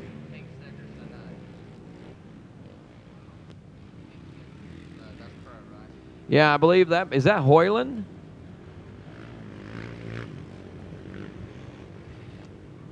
Hoyland and maybe Henthorn going at it. And that's exactly who that is. The 15 and, no, the 13. The 15 and 13, I'm sorry, that was Gabe Phillips. That was it, Gabe Phillips. Yeah, and Henthorn was right there with him. Okay. So, yeah, Gabe actually changed his number. Well, he didn't change it. He earned a different number for this season. And sometimes, even 3 races in, it's kind of hard to recall those numbers off the top of your head. But Phillips had those problems at the end of the year with the off-weekend crash or injury, I guess would probably be the best way to put that, and took him out of the rest of the season. And stayed under the radar all winter long, but he is going to be making his marks here pretty soon, I feel.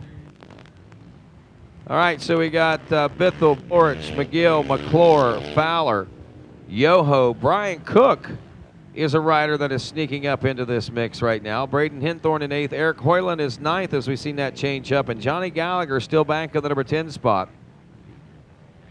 Should be seeing the XC2 Pro-Am class leader come through here shortly, and that might be him right there.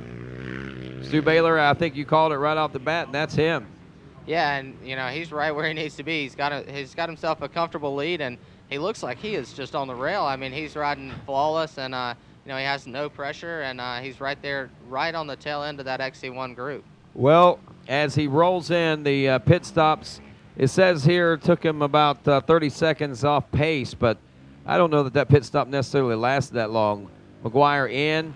He's out of the scoring zone now and headed back to the mountainous and woody terrain of the Steele Creek. There's nobody out there. No. There's nobody even on the field track Listen yet. to this. He was 47 seconds ahead of second place. And that's the one thing that you could say about Pat McGuire. This kid can fly. That's why we've seen him go from like 9th place to 2nd place in Florida, then drop back and settled into 5th due to some late race problems.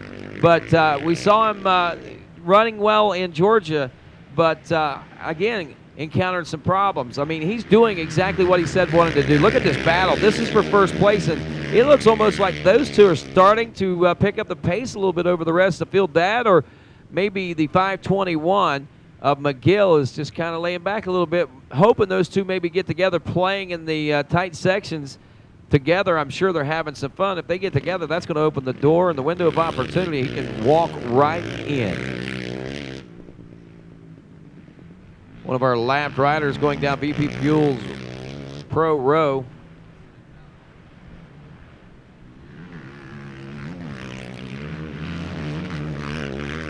There's Fowler now. And was that McClure ahead of him, though? Nope, that's McClure right there. So Fowler is fourth, McClure in fifth. For those of you watching along at home and live timing and scoring, there might be a little bit of a juke up there, but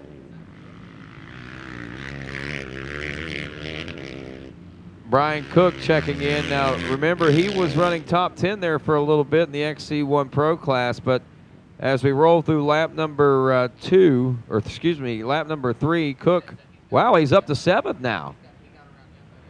Go talking to your microphone there, Stu Baylor. Sorry, I was giving you some information. Yeah, you're getting into the race as a race fan once again. Yeah, exactly. So he's back around Yoho, and you know, Brian Cook lives right down the road, and I'm not sure, but I'm pretty sure on Facebook the other day it looked like Bonnie may be pregnant again. Yeah, actually, I did hear that. I read that as well. So they're expecting their second child. And here's the amazing thing. The last time that Brian won here, which was probably 4 years ago, 5 years, I can't recall how old his little girl is, but actually they found out that morning before the race that she was expecting, and Brian went out and won the race later that afternoon, man. I mean, you talk about just a picture-perfect day, and he did it in front of his hometown crowd. I can remember the crowd here at Steele Creek GNCC was elated. They were going nuts, and there's Yoho in the pits right now. He's starting to heat up. Now, remember, Yoho was running in 5th. He's dropped to 6th place right now, and that gap has dropped to 51 seconds. So not real sure what happened there. McClure's gotten around. Fowler's gotten around. Watching this, he's got a little bit of a gap back to 7th place ride. Brian Cook. Cook, 1 minute and 14 seconds off the pace, but he was turning a 20-second faster lap than what Kevin Yoho was. So Yoho slowed down quite a bit. Now, it's not a super hot day out there, although it is warmer than it is in Ohio and Indiana and places like that. We just saw that quick splash and go of water and whatever else they did there with Kevin Yoho. Is that an indication that Kevin might already be overheating in these conditions already? You know, it really could be. And, you know, you talked about his pre-season injury, and, you know, it's hard, like I said, it's hard to come back from that. So we don't really know what's going on out there on the track. You know, as best as we can see, we're calling it like we see it. But, you know, there could be a number of things, but most likely it's just trying to get his speed back and trying to get his confidence back. And you know, his endurance is a main thing that plays in here, and it's hard to come back from an injury, you know, especially at the beginning of the season when these guys are on fire. For sure. And Stu, we got a lot to talk about. We're going to bring us up to speed on what's been taking place with this race so far up to this point, and a whole lot more coming up here in just a couple of moments. Right now, it's who's in the pits? Gallagher backwards in the pits. He went back for fuel. Is that all he got? That's what it looked like. Maybe he passed up his pit the first time, or maybe he's got some problems with the quad. Wow, that's rather untraditional. So Gallagher, who is already seeing some struggles, might have made a little mental error or mistake, or there might be a mechanical issue going on there causing him to use more gas. But regardless, we'll try to find out more about that. We'll talk more about the first half of this race, and we'll watch the second half unfold as well whenever we come back to the FMF Steele Creek GNCC, part of the AMSOIL Grand National Cross Country Championship.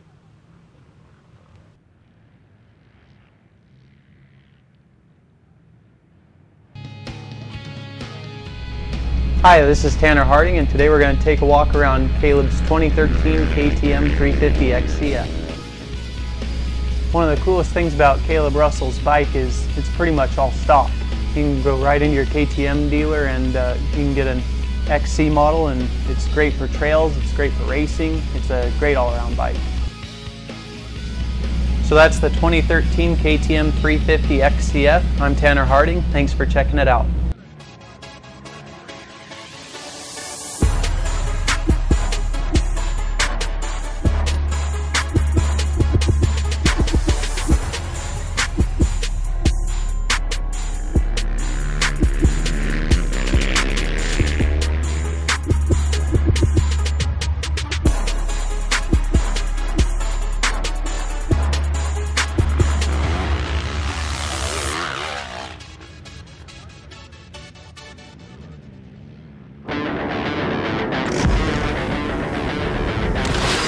Sometimes you come across something so different, you just have to stop and check it out.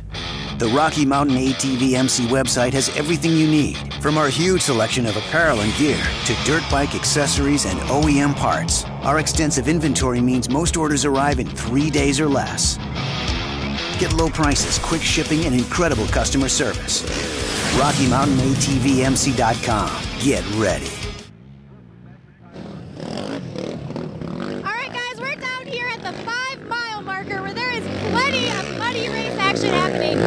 Right now, the kids in the North Carolina area are actually just ending their spring break, so what better place to finish out your spring vacation than here at Steele Creek Campgrounds. We've got Hannah here. Now, Hannah, are you watching anybody in specific, or are you just here to have fun? I'm watching Matt.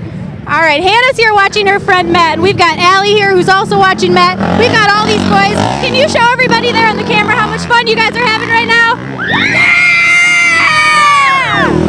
All right, so Rodney, you guys just saw the leaders come through the finish. We'll throw it back to you to see some of those guys racing. And, of course, as we resume racing back here at the FMF Steele Creek GNCC, want to say thanks to Jen Kenyon for that RacerTV.com update we just saw there from the Steele Creek Bridge. Excitement is in the air, that is to say the least. And, Stu,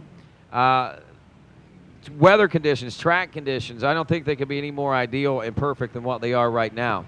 Yeah, for sure. I mean, just looking at this, you know, I want to be out there riding with the quads. I mean, it looks great. Tomorrow, I'm sure it'll actually be a little bit dusty, and everybody was so concerned about the weather.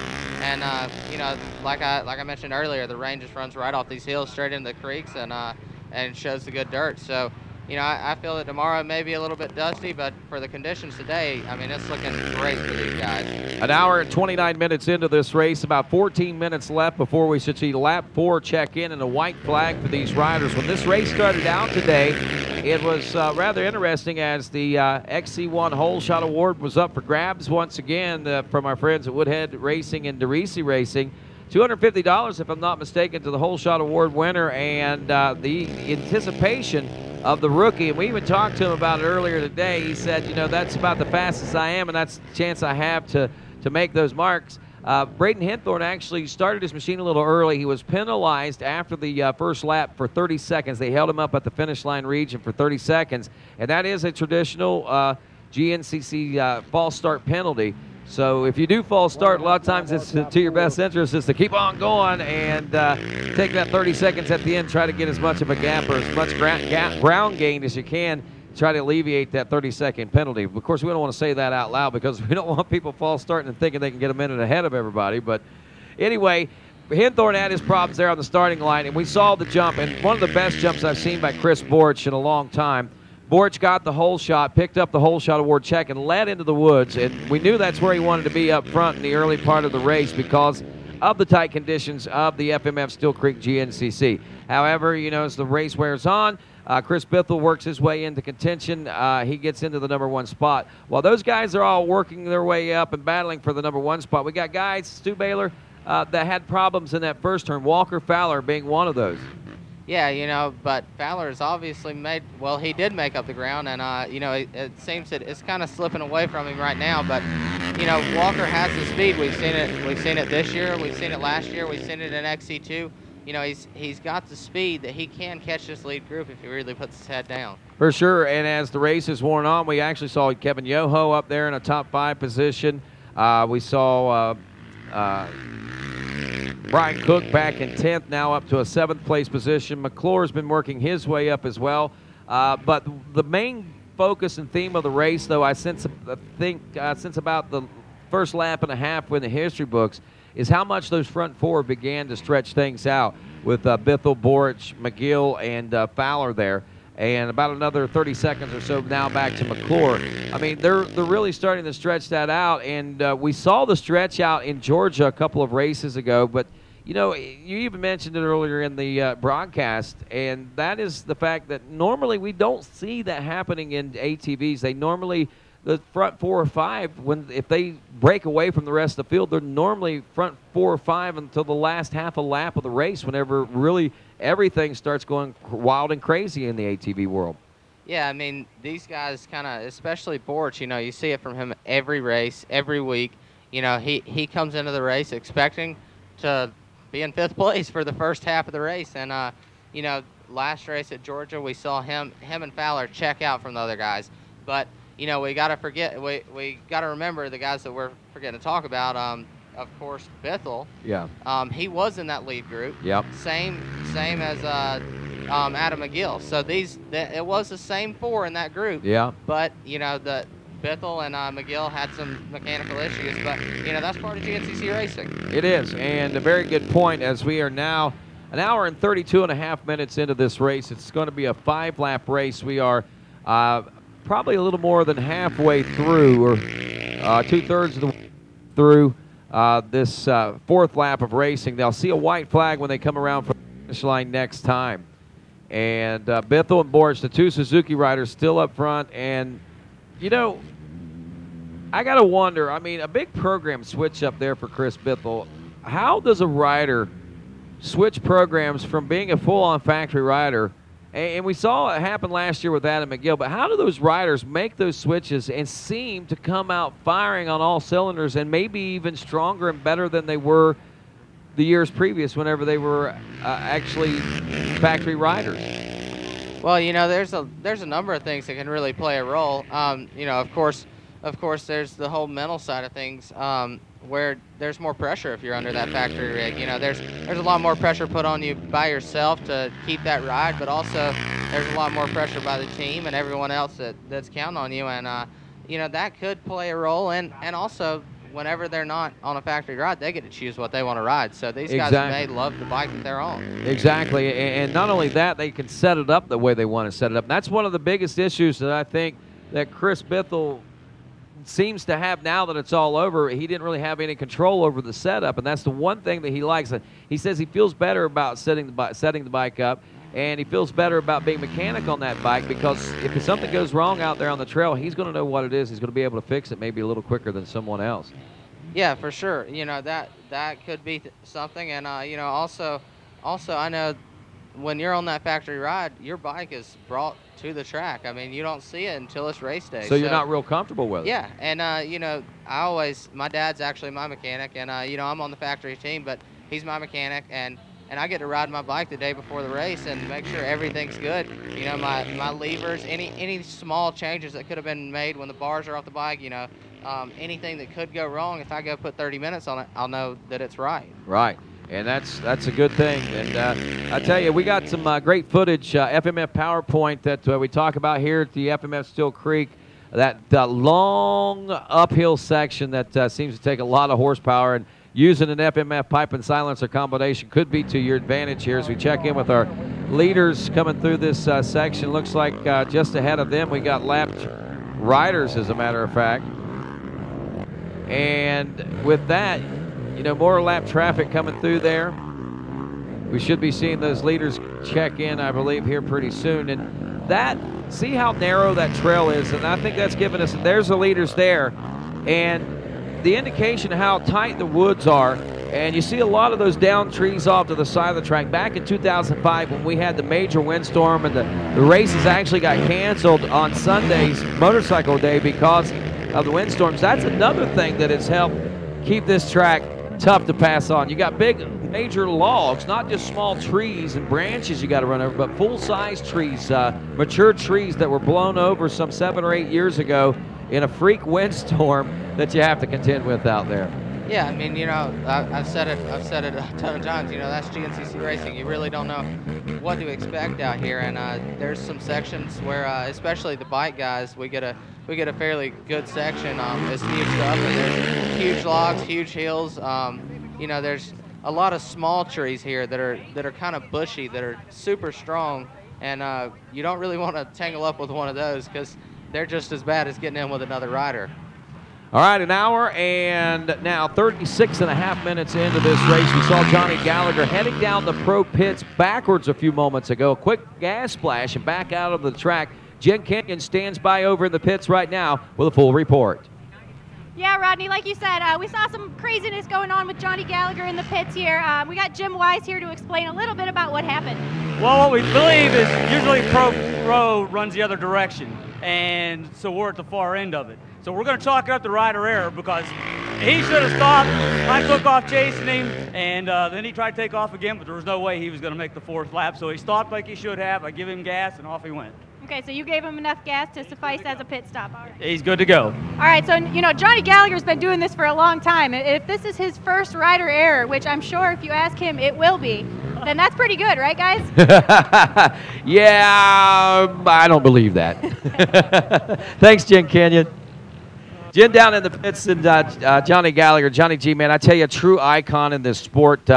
Johnny coming off of a podium position finish last week. Not really seeming to be much of a factor in today's race. And that could be kind of a bubble burster for him, or it could be something that really makes him angry. And when we head to South Carolina in a couple of weeks, could be another new Johnny G. Yeah, you know, this is a totally different track. You know, we're in the mountains. There are no routes, but there aren't as many routes. Report.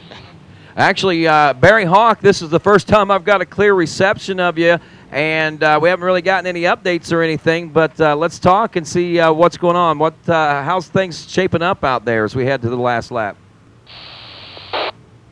Yeah, Rodney, the track actually, for a couple of days on Thursday, we had a bunch of sleet and freezing rain, and I thought it was going to be a quagmire, but the sun come out and dried it up, and you really couldn't ask for any better conditions. I mean, no dust and not much mud really, other than down by the creek crossing, but the track's holding up really good, and I think there's 3 or 4 guys up front there battling, so really exciting race. Hopefully I can give you an update here in a few minutes. I haven't seen him in a while, but when I do, I'll yell back at you and let you know how it's going.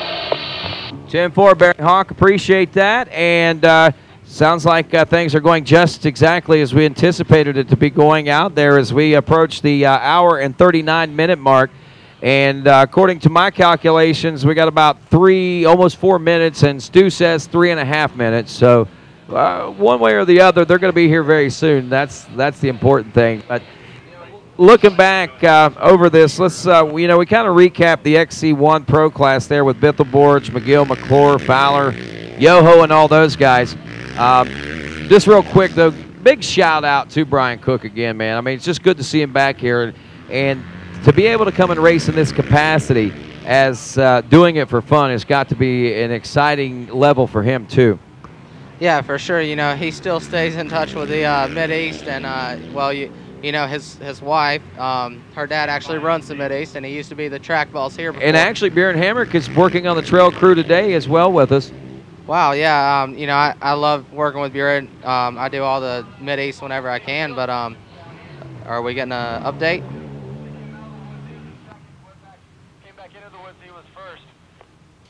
Hey, Jason Hooper, this is Rodney. Just got in on this update. Can you run by that again? What's going on with Bithel and Borge? They're swapping spots? Yeah, Rodney, for the first time we've seen since the start, I saw Chris Borge back in first place. They came out of the woods just before the 9-mile mark, and there's a bunch of grass track section that runs through the pits, and he must have made a pass in there because when they came back to the 9, he was right in front of Bithel.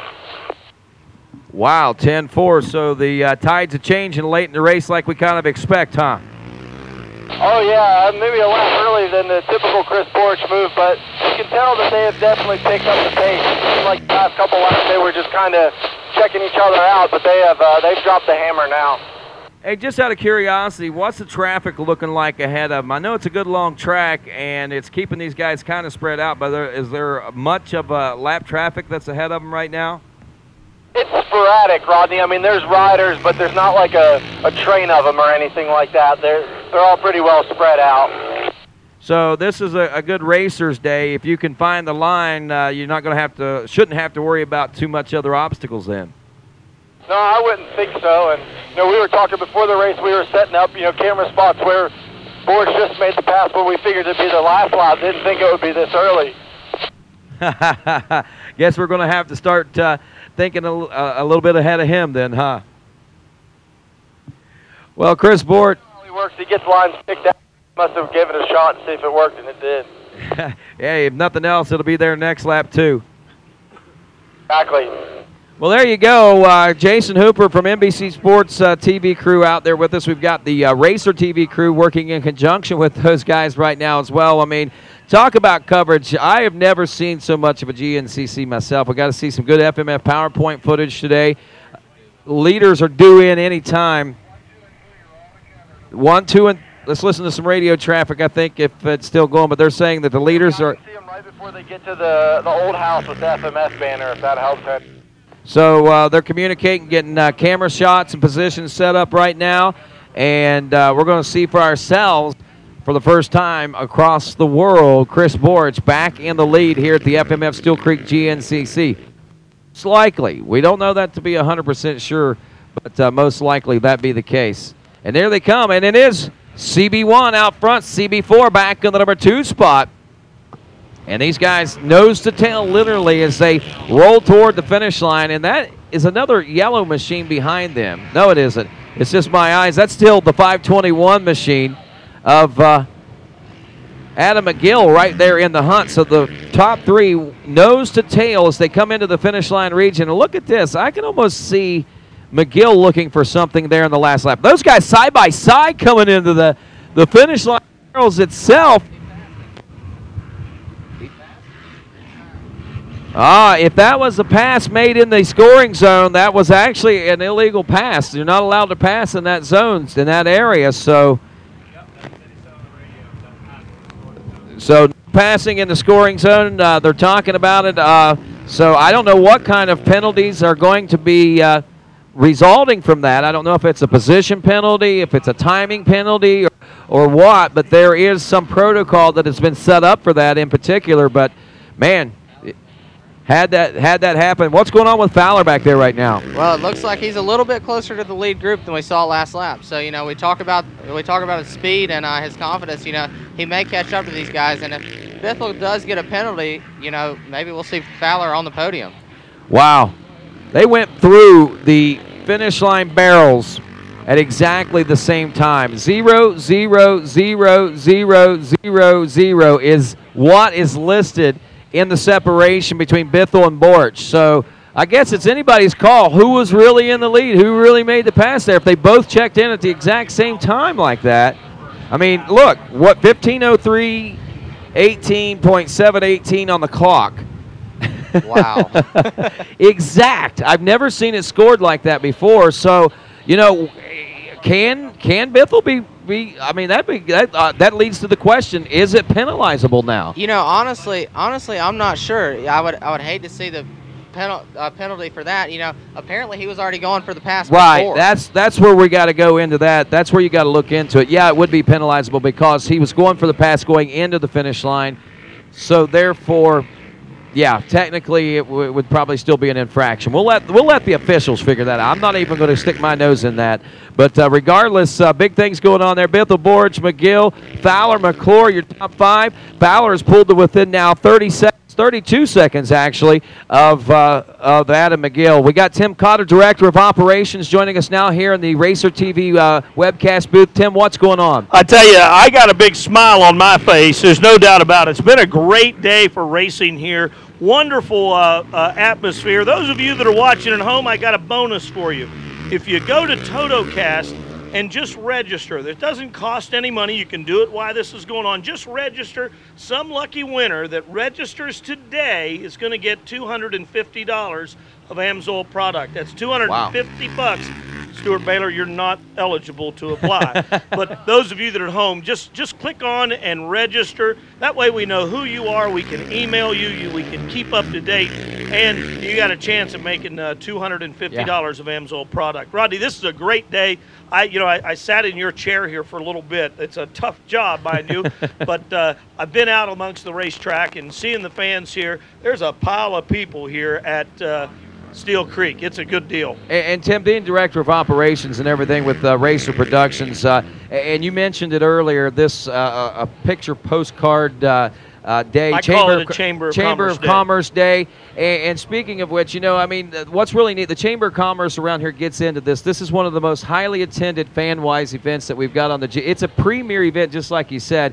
The Chamber of Commerce does get behind. I mean, this whole area, this whole... No doubt, Rodney. When you pulled off of I-40 here at Morganton, North Carolina, all of the marquees through town said, welcome GNCC, welcome race fans. Front page of the newspaper yesterday. The mayor was here of Morganton. The sheriff is involved, their local EMS is involved. The community embraces it, and that's why there are 8,000 people in here today watching off-road racing. 8,000 people, that's a pile of them. That is a pile of people, especially whenever you take into consideration it's not a real spectator-friendly sport. No, you got to hike. In fact, hiking over to the starting line now is a little bit different. Over the river and through the woods to the starting line we go, and that is exactly how it is. But what beauty it is over there. A little bit different, a little bit, what do they call that, cozy or cozy. Intimate, they call it. It was intimate indeed, particularly when them 25 or 30 ATVs tried to make it up that hill climb and in lap number 3 or turn number 3, and it was very intimate up there, a lot of fun. Yep. I'm really fortunate to have Stuart Baylor on board with us this year. The bad news is Stuart's hurt. The good news is Stuart's hurt, and he's in here. So, Stuart, we really appreciate you being involved. Yeah, I love it. You've got to kind of stay in touch with racing whenever you can't race. So, this is the best way to do it. Yeah, and the thing that impresses me most, Stu, is how big of an ATV fan you are, man. I mean, not a lot of people realize that you are a literal fan of this sport. Yeah, I know all these guys. I can tell you that Landon Wolf trains with Chris Borch, and well, pretty much everybody does. So, he's training with the competition. So, I can tell you their thoughts. I mean, I think like them, and we get along great. And something I forgot to talk about earlier was notice Andrew DeLong and Chris on the starting line were talking about a hate tank. Now, the hate tank is something they pile up and take it all out on the course. So I guess things throughout the week pile up and come out on the course. So, I'm wondering if all these guys have their little hate tank ready. They must, man. At least those front 4 especially seem to have. Right now, again, Bithell, Borch, McGill, Fowler. Actually, it's Borch, Bithell, McGill now at the last reports. Fowler in 4th, as we said, starting to gain up a little bit. McClure still back in the number 5 spot.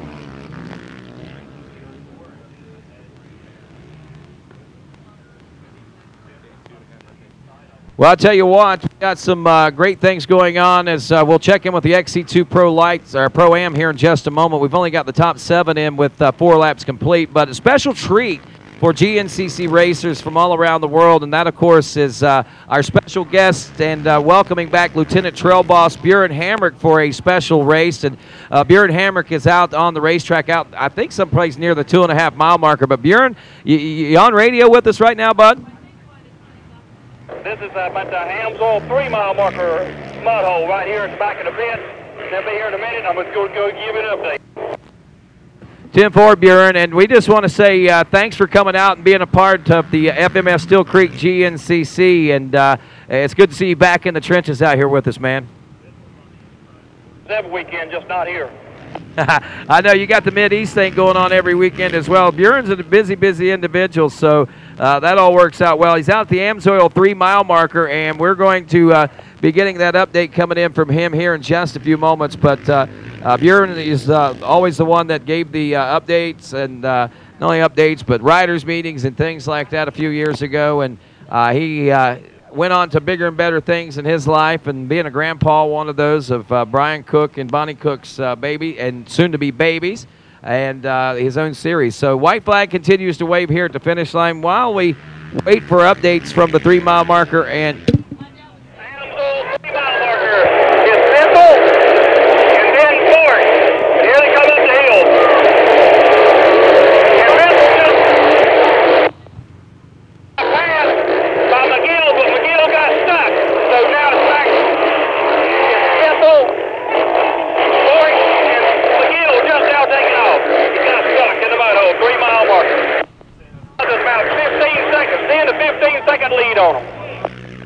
10-4. Thanks for that update.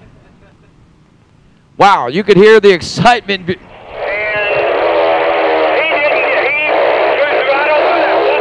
Just come right through. He didn't get stuck. 10-4. Straight through the middle. Big, deep rut coming out the other side. Forks got stuck a little bit, so McGill tried to pass him, but passed him to the right. He got buried. So spectators here jumped in and pulled him out. Gone again. 10-4, Buer. Man, I tell you, that's a sweet, sweet sound to hear that North Carolina accent coming across that radio. And very colorful updates as well. We are now approaching an hour and 51 minutes, 52 minutes actually.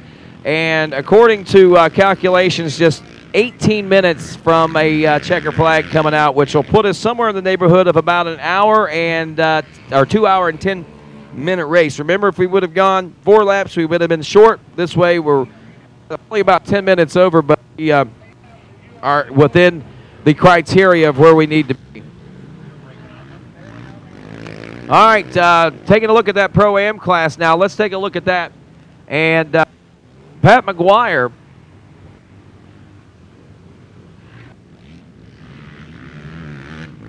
Pat McGuire taking the lead in this one earlier today after the hole shot by the 18 of Landon Wolf. McGuire, like we said he had one thing in mind. That was getting out front and getting away.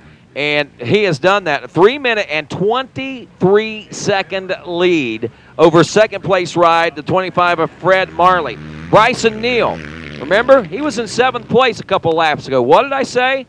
Watch him later in the race. You're going to see him start to make some waves. Neal has moved into the number 3 position now, 13 seconds behind Marley. Now, to conceive the fact that he'll catch Marley, yes. To conceive the fact that he'll catch Pat McGuire, highly unlikely at this point unless McGuire has some sort of an issue.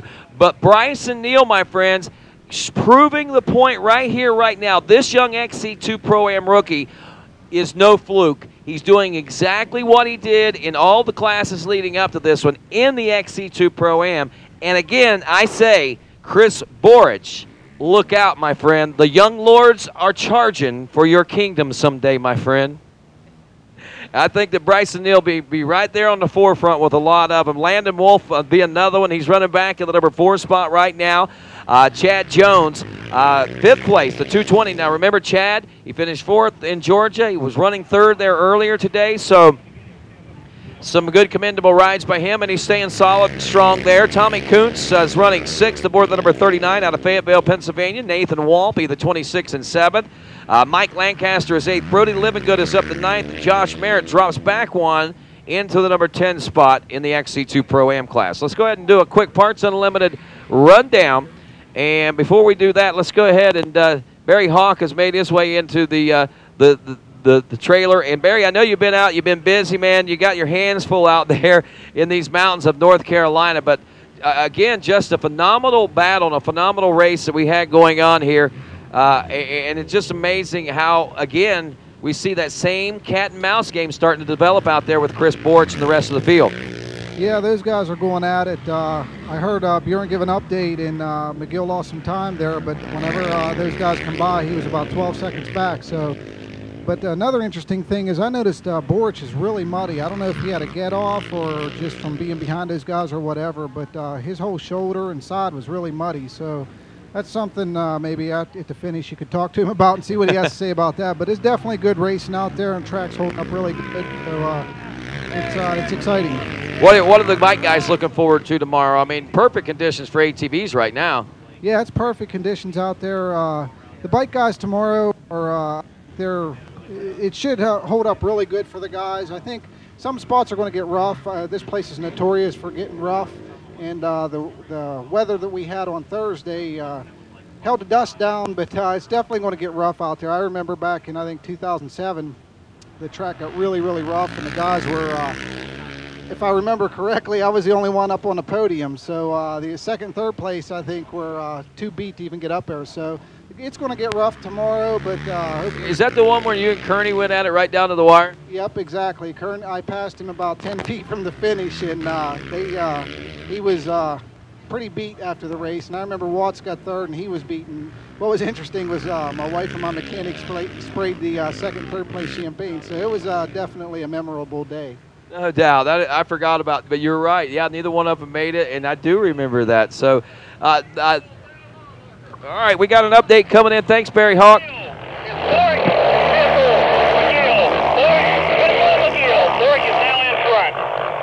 Gen 4, so you were at the Amsoil 5, you say? Amsoil 5-mile marker, and McGill has done caught back up with the leader, so got a little bit of encounter at the mile, didn't bother him none.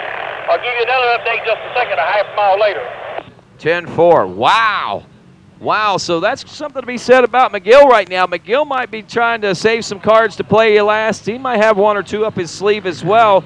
But the bad news for everybody right now is Chris Borich has taken the lead an hour and 57 minutes into this battle. They are due in just a handful of minutes, as a matter of fact, 13 minutes to be exact. Borich, your leader. Bithell in second. McGill, who had lost time, has caught back up, and Walker Fowler continues to remain 30 to 50 seconds or 40 seconds behind right now. Got the inside, but it didn't make any difference. McGill did it too, so still 1-4 McGill. 1-4 McGill.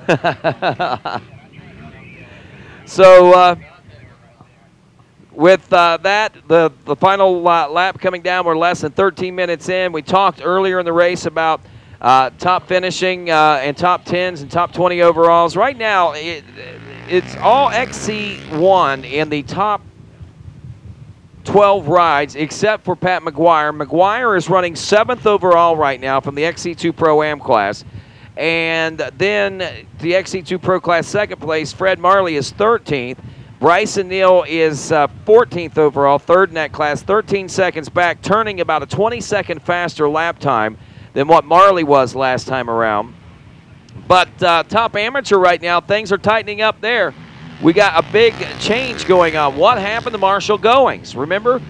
Goings was blistering fast, was untouchable, looked like was going to be the man to beat. Well, Cole Richardson has somehow gotten around him. Richardson rides the number 733 out of Edinburgh, Pennsylvania. And second place, Jay Shadron, was 0.2 seconds. That's 1/5 of a second, if you will, behind him and ready to make the pass on him for the top overall amateur and the lead in the College A class. So we've got a major barn burner that is shaped up now for the top amateur position today. Yeah, and something on top of that, everybody that's watching live, get on Twitter and make your pick, hashtag GNCC Live, on who's going to win the XC1, either Borich or Bithell. I want to see all these votes come in. We want to see what you guys think. Right, and don't forget McGill. McGill is right there and striking, and he is running with some steam right now. He got stuck in that hole, frustrated, adrenaline, whatever you want to call it. Something's got him sparked. He's right there with those guys. And when he got stuck, he was trying to make a pass. So something's going on in there with McGill right now. He's got the speed, he's got the hunger, he's got the desire, and it looks like he's got the guts to go for it too. Yeah, for sure. You know, McGill's definitely hungry right now. He hasn't got the win yet, and I know from him personally, he wants to win. You know, everybody's here to win, but I think McGill's probably the most hungry out there. You know, he had his bike problems at round 2, and I think he really thought he could win Florida. You know, he stayed down there all year, but Borich was just hard to beat there. Yeah, and Borich is hard to beat anywhere, but I think the guys are figuring out what Borich may have figured out. It is this last lap that means the most. You've got to have a plan heading into the last lap.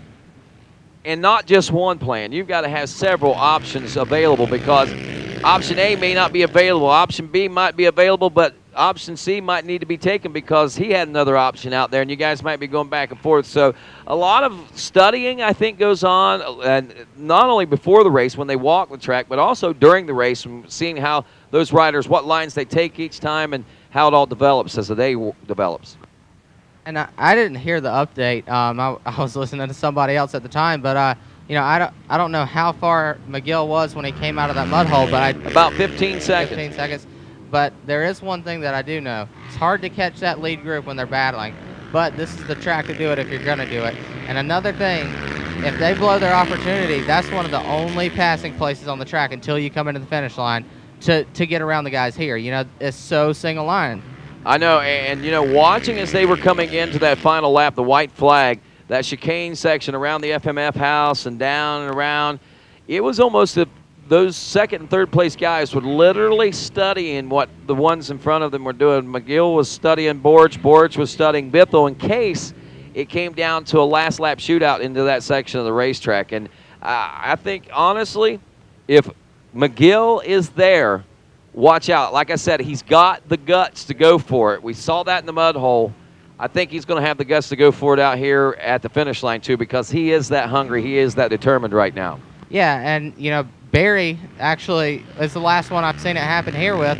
Barry and Glenn Kearney came down. I was standing at the finish when the whole thing happened, and, you know, the pass was made, like, right there coming into the finish. And they were wheel to wheel, and Glenn passed out and actually broke somebody's leg in the finish line. Yeah. And it was, you know, it was crazy, and he was carried off in the ambulance as well as the score person. But that was before transponder scoring, so you had to stop and scan your helmet. Yeah. And so I mean, that's the last time we've seen that happen. But you know, talking about the finish line section, you come around the barn and there's a sweeping right-hander with a hole on the inside right around a tree. Now, if I were coming into this section, I would say you could sweep around to the outside of that pothole and set yourself up for the inside of the next corner. And that may be where we see the pass, but that may not be where McGill saw Borch or Bithell's weakness. So you don't know where it's going to happen, but there could be some last lap drama coming into the finish line. 10-4, Buren. We are standing by whenever you're ready with that update.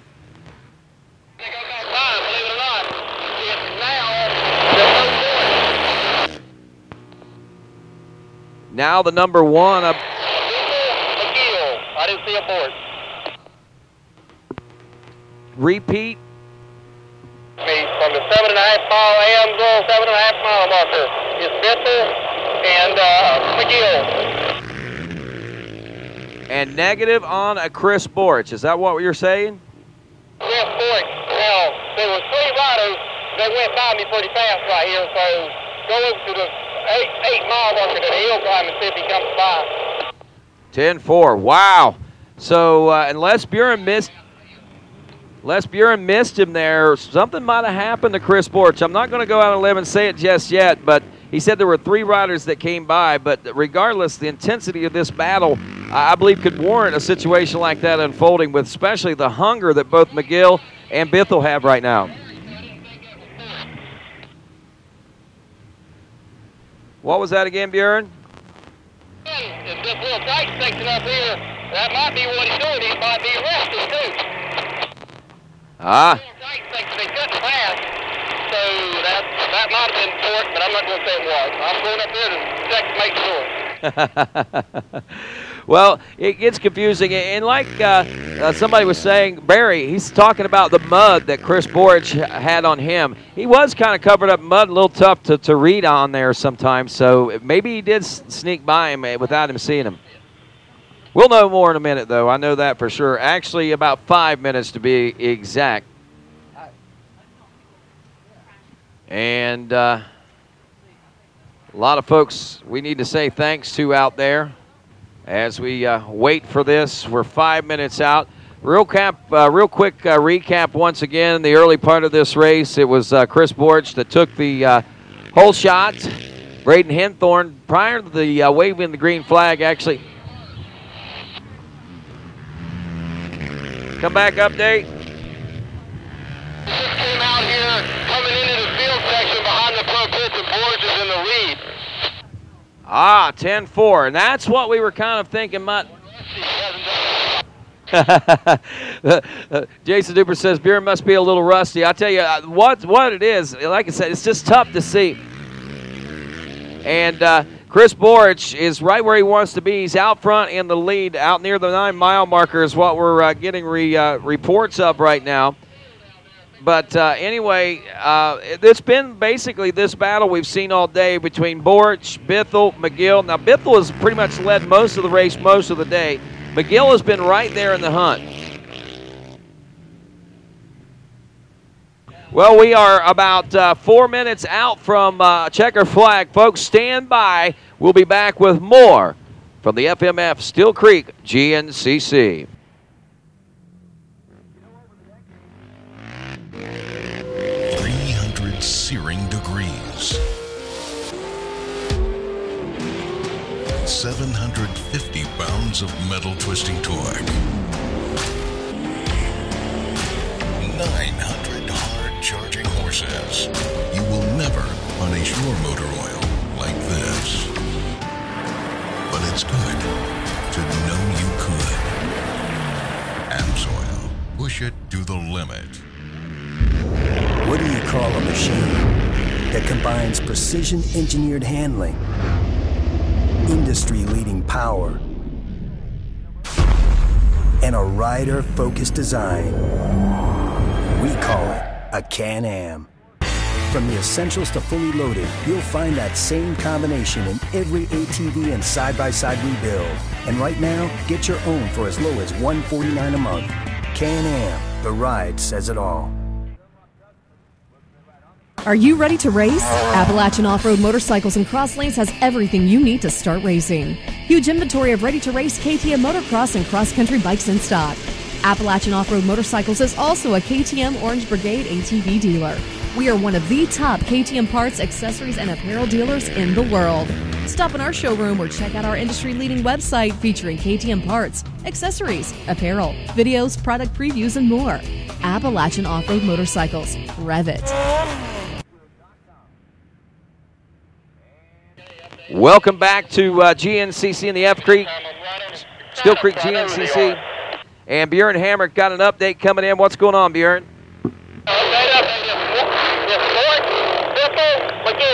I mean, it's not even a second between first and third.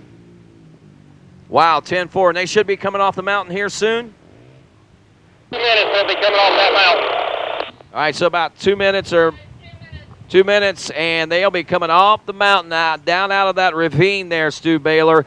And this right here, in a battle like this, there are 3 riders right now that have adrenaline flowing like nobody's business.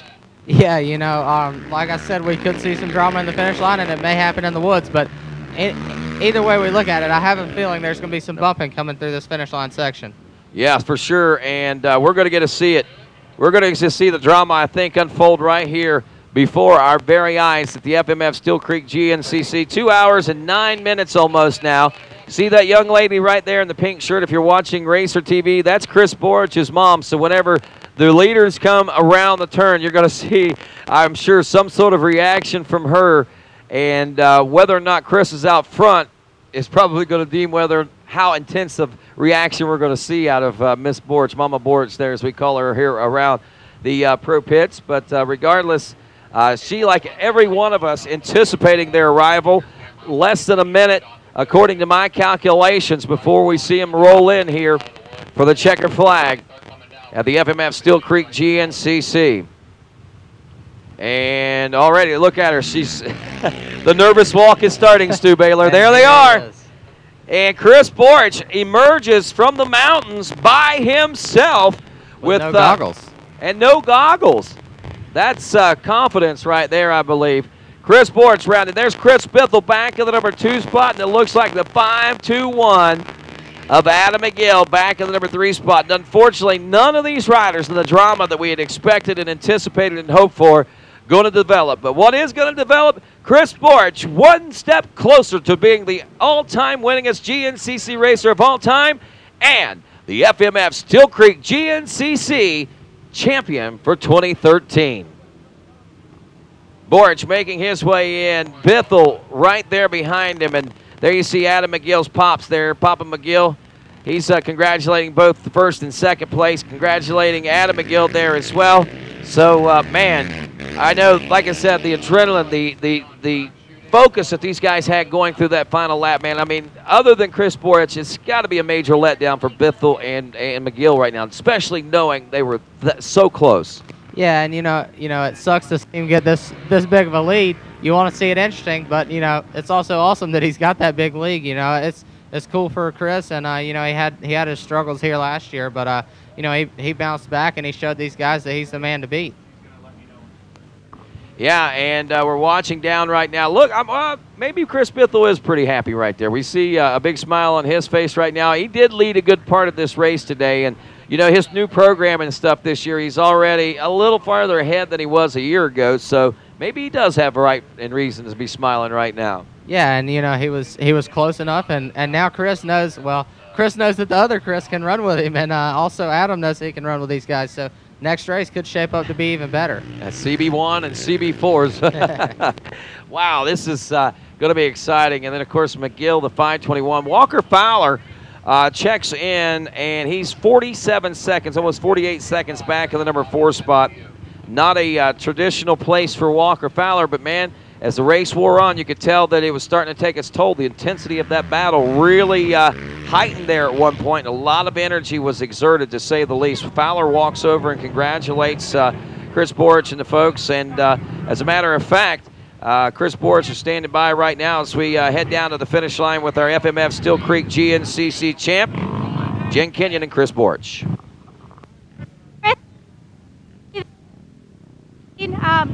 Your Smith pretty hard. Can you take us through the end of that race there?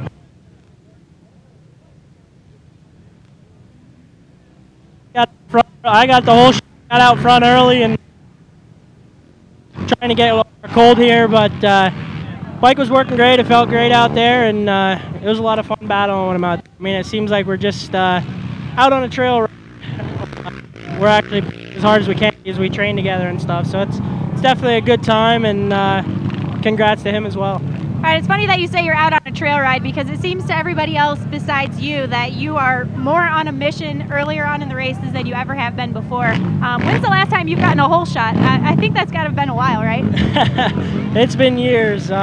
We've always worked through the pack, but I knew this track was pretty tough, and the bike was firing up good. We changed a couple things on it, and yeah, I mean, that's it. All right, well, hey, congratulations on going 3 for 3. We'll see you in a couple weeks in South Carolina. Thank you. All right, Rodney, we're going to head over to our finisher, Chris Bithell. Chris, my mic is cutting out, so we're going to send it back to Rodney. All righty, we'll go right back down. We're getting a new mic for her right now. As you can see, our riders getting cooled down in the Moose cool down zone right now. Also, podium finishers will be going through what we call the Slick Off-Road Wash Station, where we'll quickly wash their bikes up and show folks just how well that Slick Off-Road wash works, and we'll wipe their bikes down and stuff for that. And meantime, we're heading back down to the finish line where Miss Jen Kenyon is standing by now with our second place ride.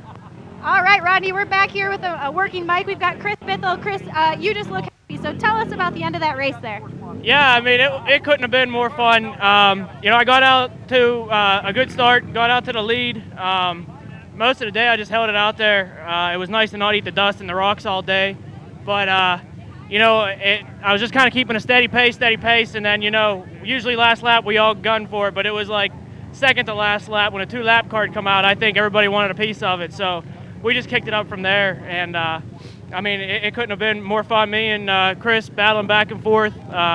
You know, in all these turns out here for all the fans, I'm sure they were going crazy when we went by. It was an awesome battle.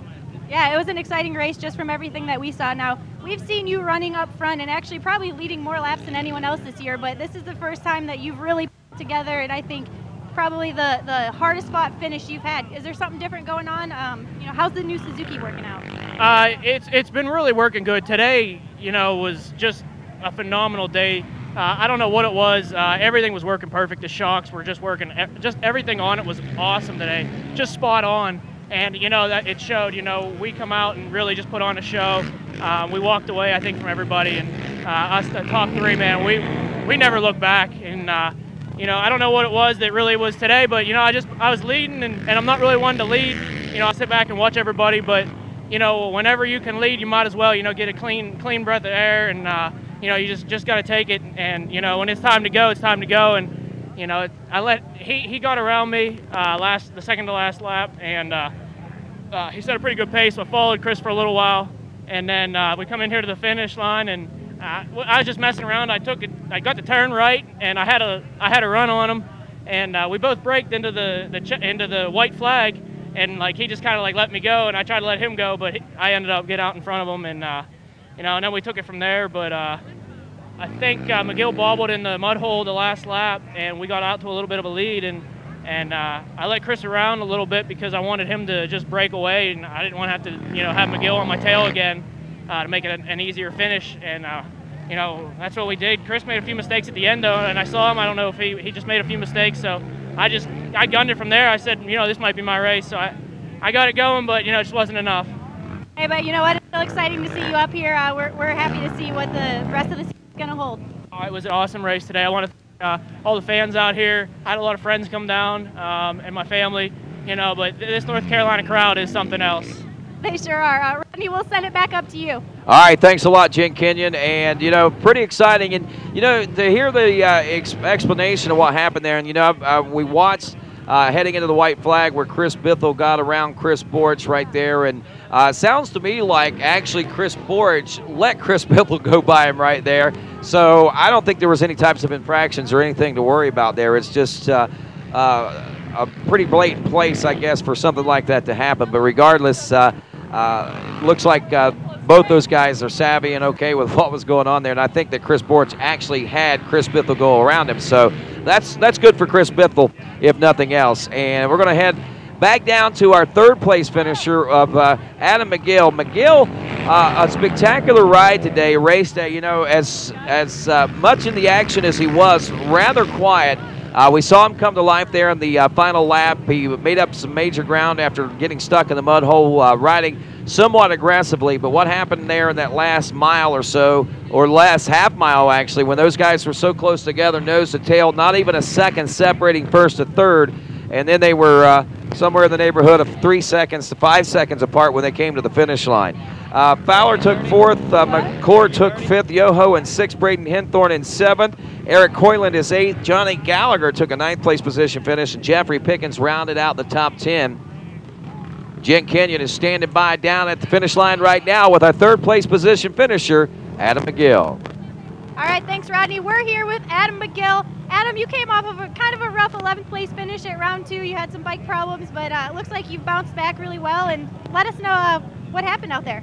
Oh man, it was wild. Well, we took off the start. Didn't start real well, but ITV tires hooked up good for me right off the whole shot, and end up I think it was probably last or next to last, but started working my way up and splashed through the water. You can tell we're a little dirty, and he got up into fourth, I think, and started making a few passes, ended up getting around Yoho into third, and that was pretty much where I was the rest of the day. The track was really tight.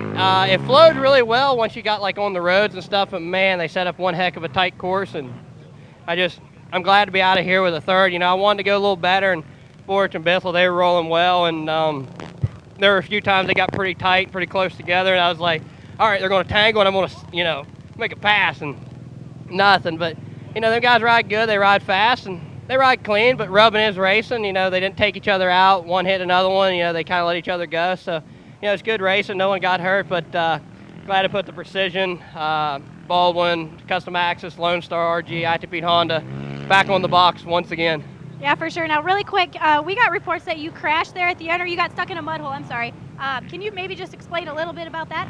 Yeah, I was butthole deep to a tall Indian, I guess, in the mud. So it was pretty bad. I ended up blazing through it, hit a bank, and trying to get up on the bank, and just ended up tagging Borich a little bit. Got over in the rut, and there I was stuck. So the mud fleas helped me get out. Hats off to them and the Mafia fans and family, and we finally did it. So let's go get a little amped on the podium and throw out some swag. All right, we got the AMP sponsorship here. Congratulations to you on your third place finish, Adam. Rodney, we'll send it back up to you. All righty, thanks a lot, Jen Kenyon, and we're going to be heading over to the podium to do our own live trackside podium interviews in a few moments. But for those of you listening along the World Wide Web at racertv.com, we want to say thanks to everybody for joining us for another exciting worldwide webcast of off-road racing at its best, the AMSOIL Grand National Cross Country Championship. This has been round 3, the FMF Steele Creek GNCC, and a thanks to all the folks that make it possible for us to be here, including our friends at FMF, the Fly Machine Factory of Southern California Pipes and Silencers. I want to say thanks also to many other great folks, AMSOIL, Can-Am, the Ultimate Ride. We also support and salute our friends at Rocky Mountain ATVMC.com, Parts Unlimited, and Moose Racing. As well, we say thanks to our friends at Maxxis Racing. Thanks as well to FMF and as Dunlop Tires, ITP Tires, VP Racing Fuel, And, of course, some other great sponsors, including our friends at Wiseco Performance Products, Leat Braces, and all the other great sponsors that help make this all so possible. We're talking rider and teams like, sponsors like Factory Connection Suspension, Elko Suspension, Cometic Gaskets, Henson Clutches, Twin Air, RidePG.com, All Balls Racing, Moose Utility Division, Tire Balls, Fox Shocks, Hyper Wheels, just so many folks that make it all possible. Moto Tees, and if you folks want event souvenirs from this weekend's race or any GNCC apparel, go to mototees.com for more details and information about that. Well, that's going to wrap up our broadcast here on Racer TV. For Stu Baylor, I'm Rodney Tomlin saying good day, everybody.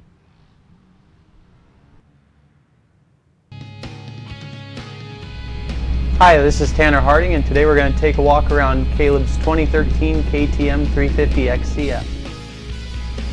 One of the coolest things about Caleb Russell's bike is it's pretty much all stock. You can go right into your KTM dealer and you can get an XC model, and it's great for trails, it's great for racing, it's a great all-around bike. So that's the 2013 KTM 350 XCF. I'm Tanner Harding, thanks for checking it out.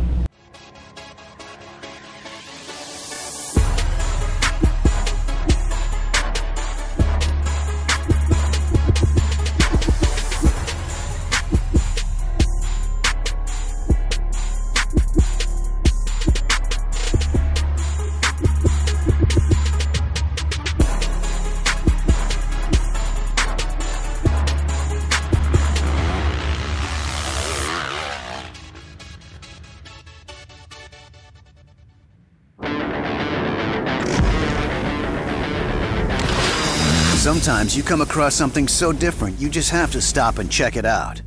The Rocky Mountain ATV MC website has everything you need, from our huge selection of apparel and gear to dirt bike accessories and OEM parts. Our extensive inventory means most orders arrive in 3 days or less. Get low prices, quick shipping, and incredible customer service. RockyMountainATVMC.com. Get ready.